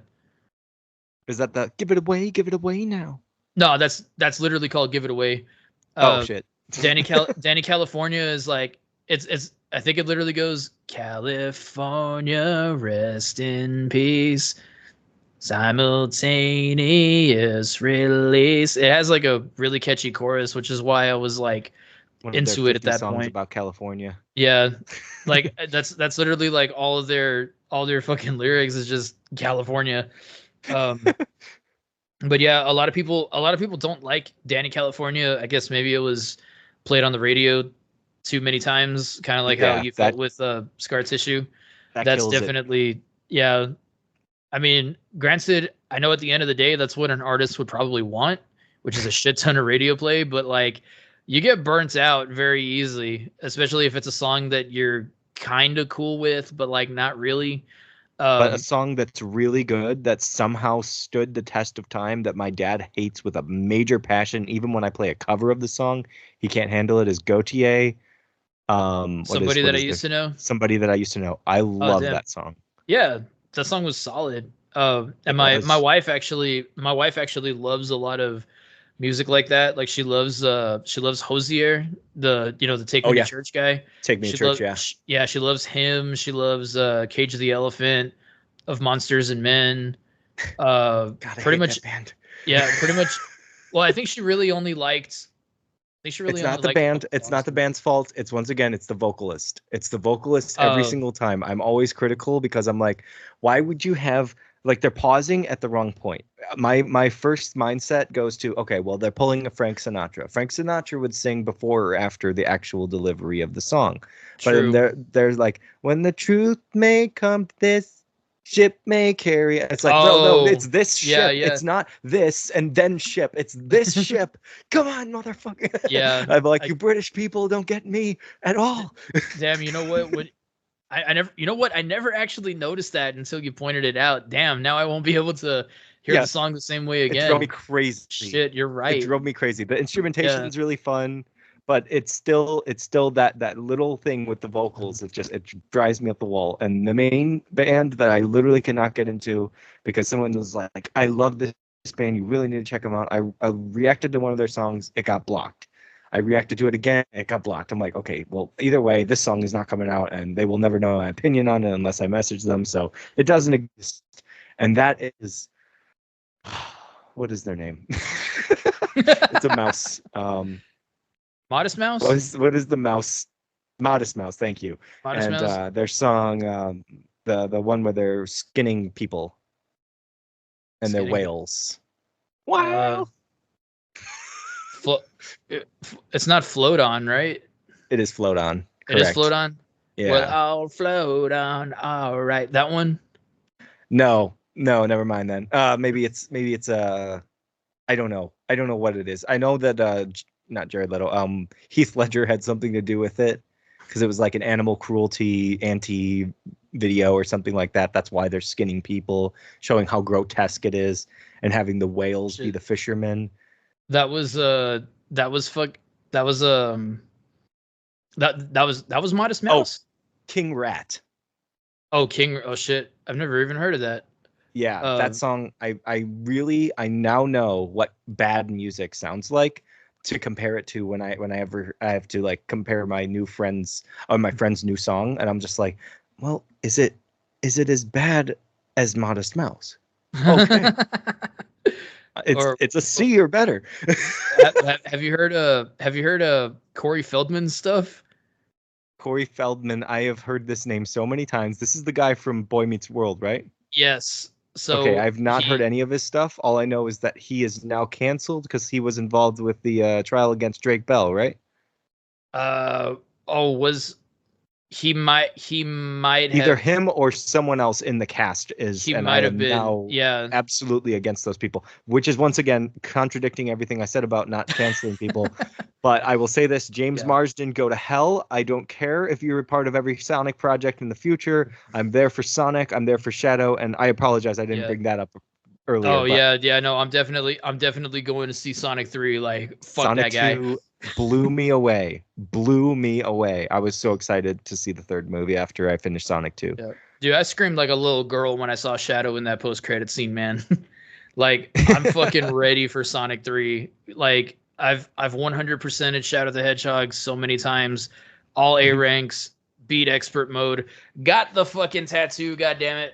So I'm stoked for this, man. Shit. And I even got Shadow game.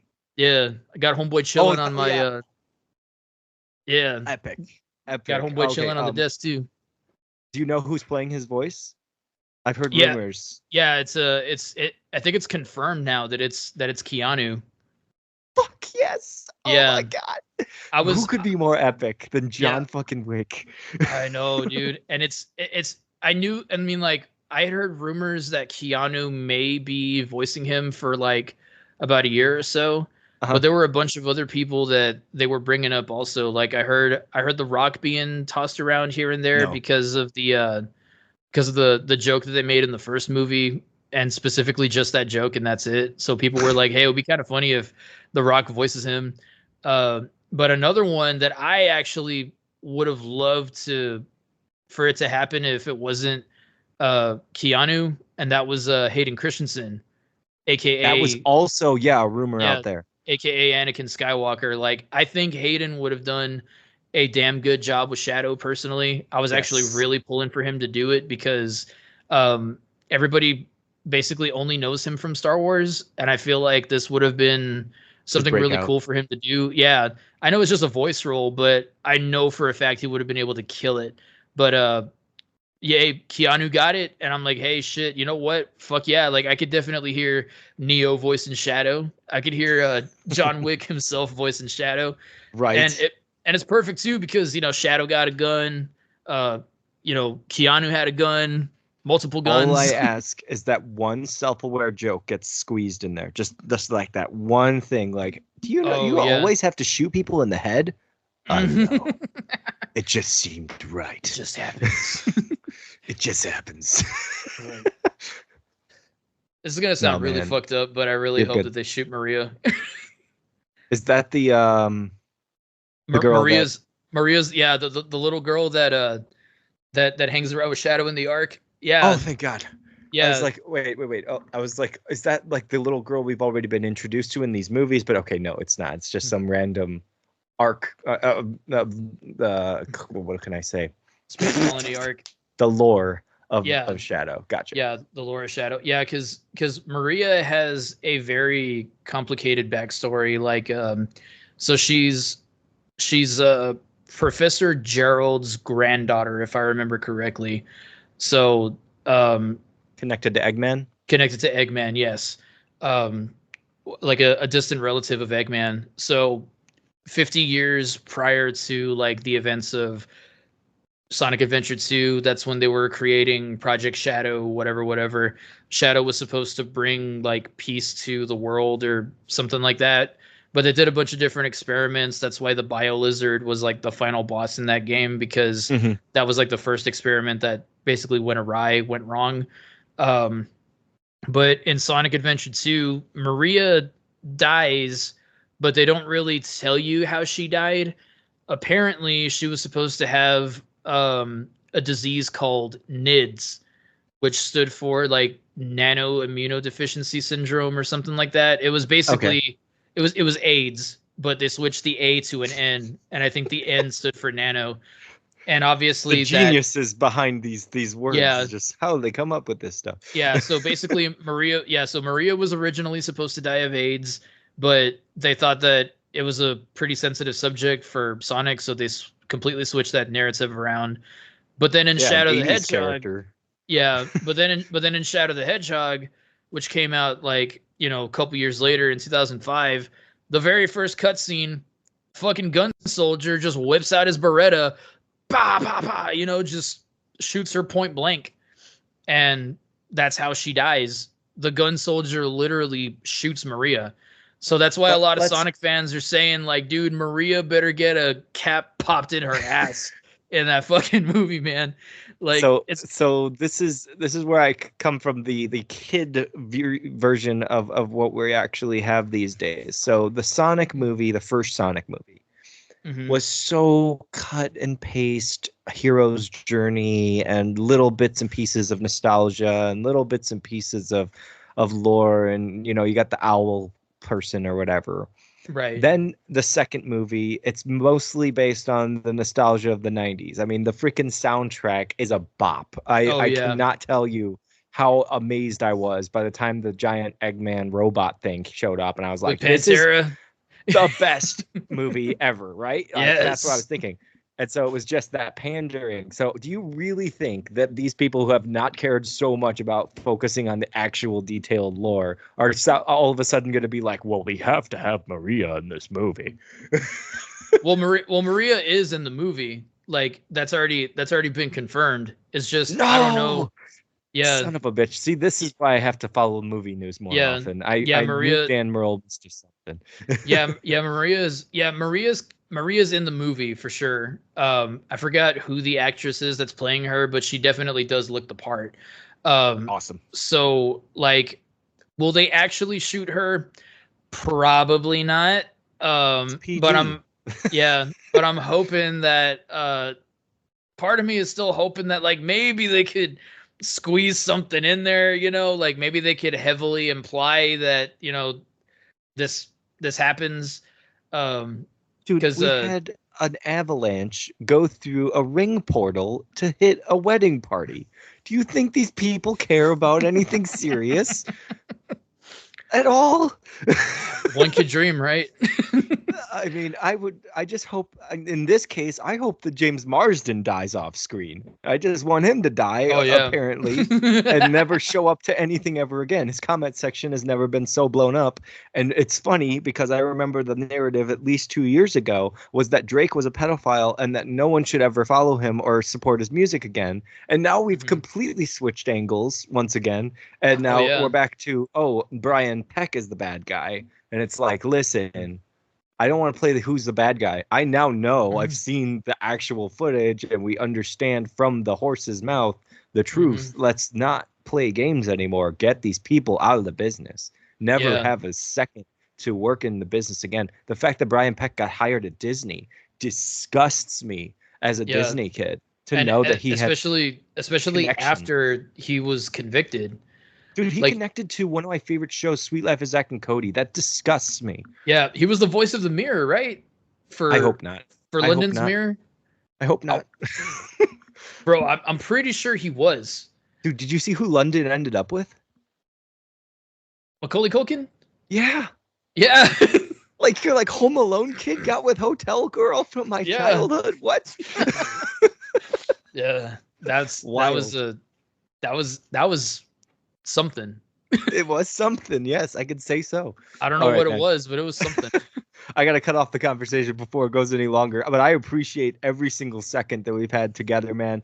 And like I said, I'll definitely have you back on. We're going to continue your story with everything. Your passion for music, your passion for media, your passion for everything is going to really shine through whenever you decide to make your own podcast. I'll be one of your biggest fans. I'll try to tune in every single episode. And for everyone that is Hell tuned yeah, in right brother. now and stuck with us for however long I make this with all the editing, I'm going to say that I thank you so much for being here. I really hope that you guys go and check out the description and support Matt and make sure that his TikTok goals are taken care of, his YouTube goals are taken care of, his Spotify streams are up to date, and you are streaming the shit out of that brand new song that's so cool, and that Ethan already has a moment that he's had with Alex and Nat by this point. That would be amazing. If it doesn't happen, though, that's okay. That's just fate. Either way, man, you're an amazing person. Thank you for joining me. Hell yeah, dude. Thank you for having me. And if you ever want me to come back on and just, shoot the breeze or whatever, I'm more than willing to do so. Oh, definitely. Yeah, and then make sure that y'all check out After Hours. It's going to be coming out more than likely June of 2024.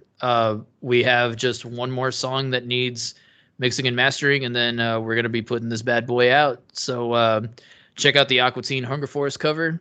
Check out the Brack Show cover. Those are the two singles right now, and check out the rest of the album whenever it does drop. And also check out the cover of The World by the Naked Brothers Band from Past Times, because yo boy is doing vocals on that. Yes. Yes. And that should be out. Hopefully that'll be the intro to this episode. I'm so excited for that. Either way, man, get that reaction to you right away. And once again, everybody, you're awesome. Thank you for joining us. I hope all of you guys have a great night and stay safe out there. Peace. Thank you for tuning in to the Media Man Dan podcast. If you enjoyed this episode, feel free to like and subscribe. Thanks for listening, have an awesome day, and stay safe out there. Peace.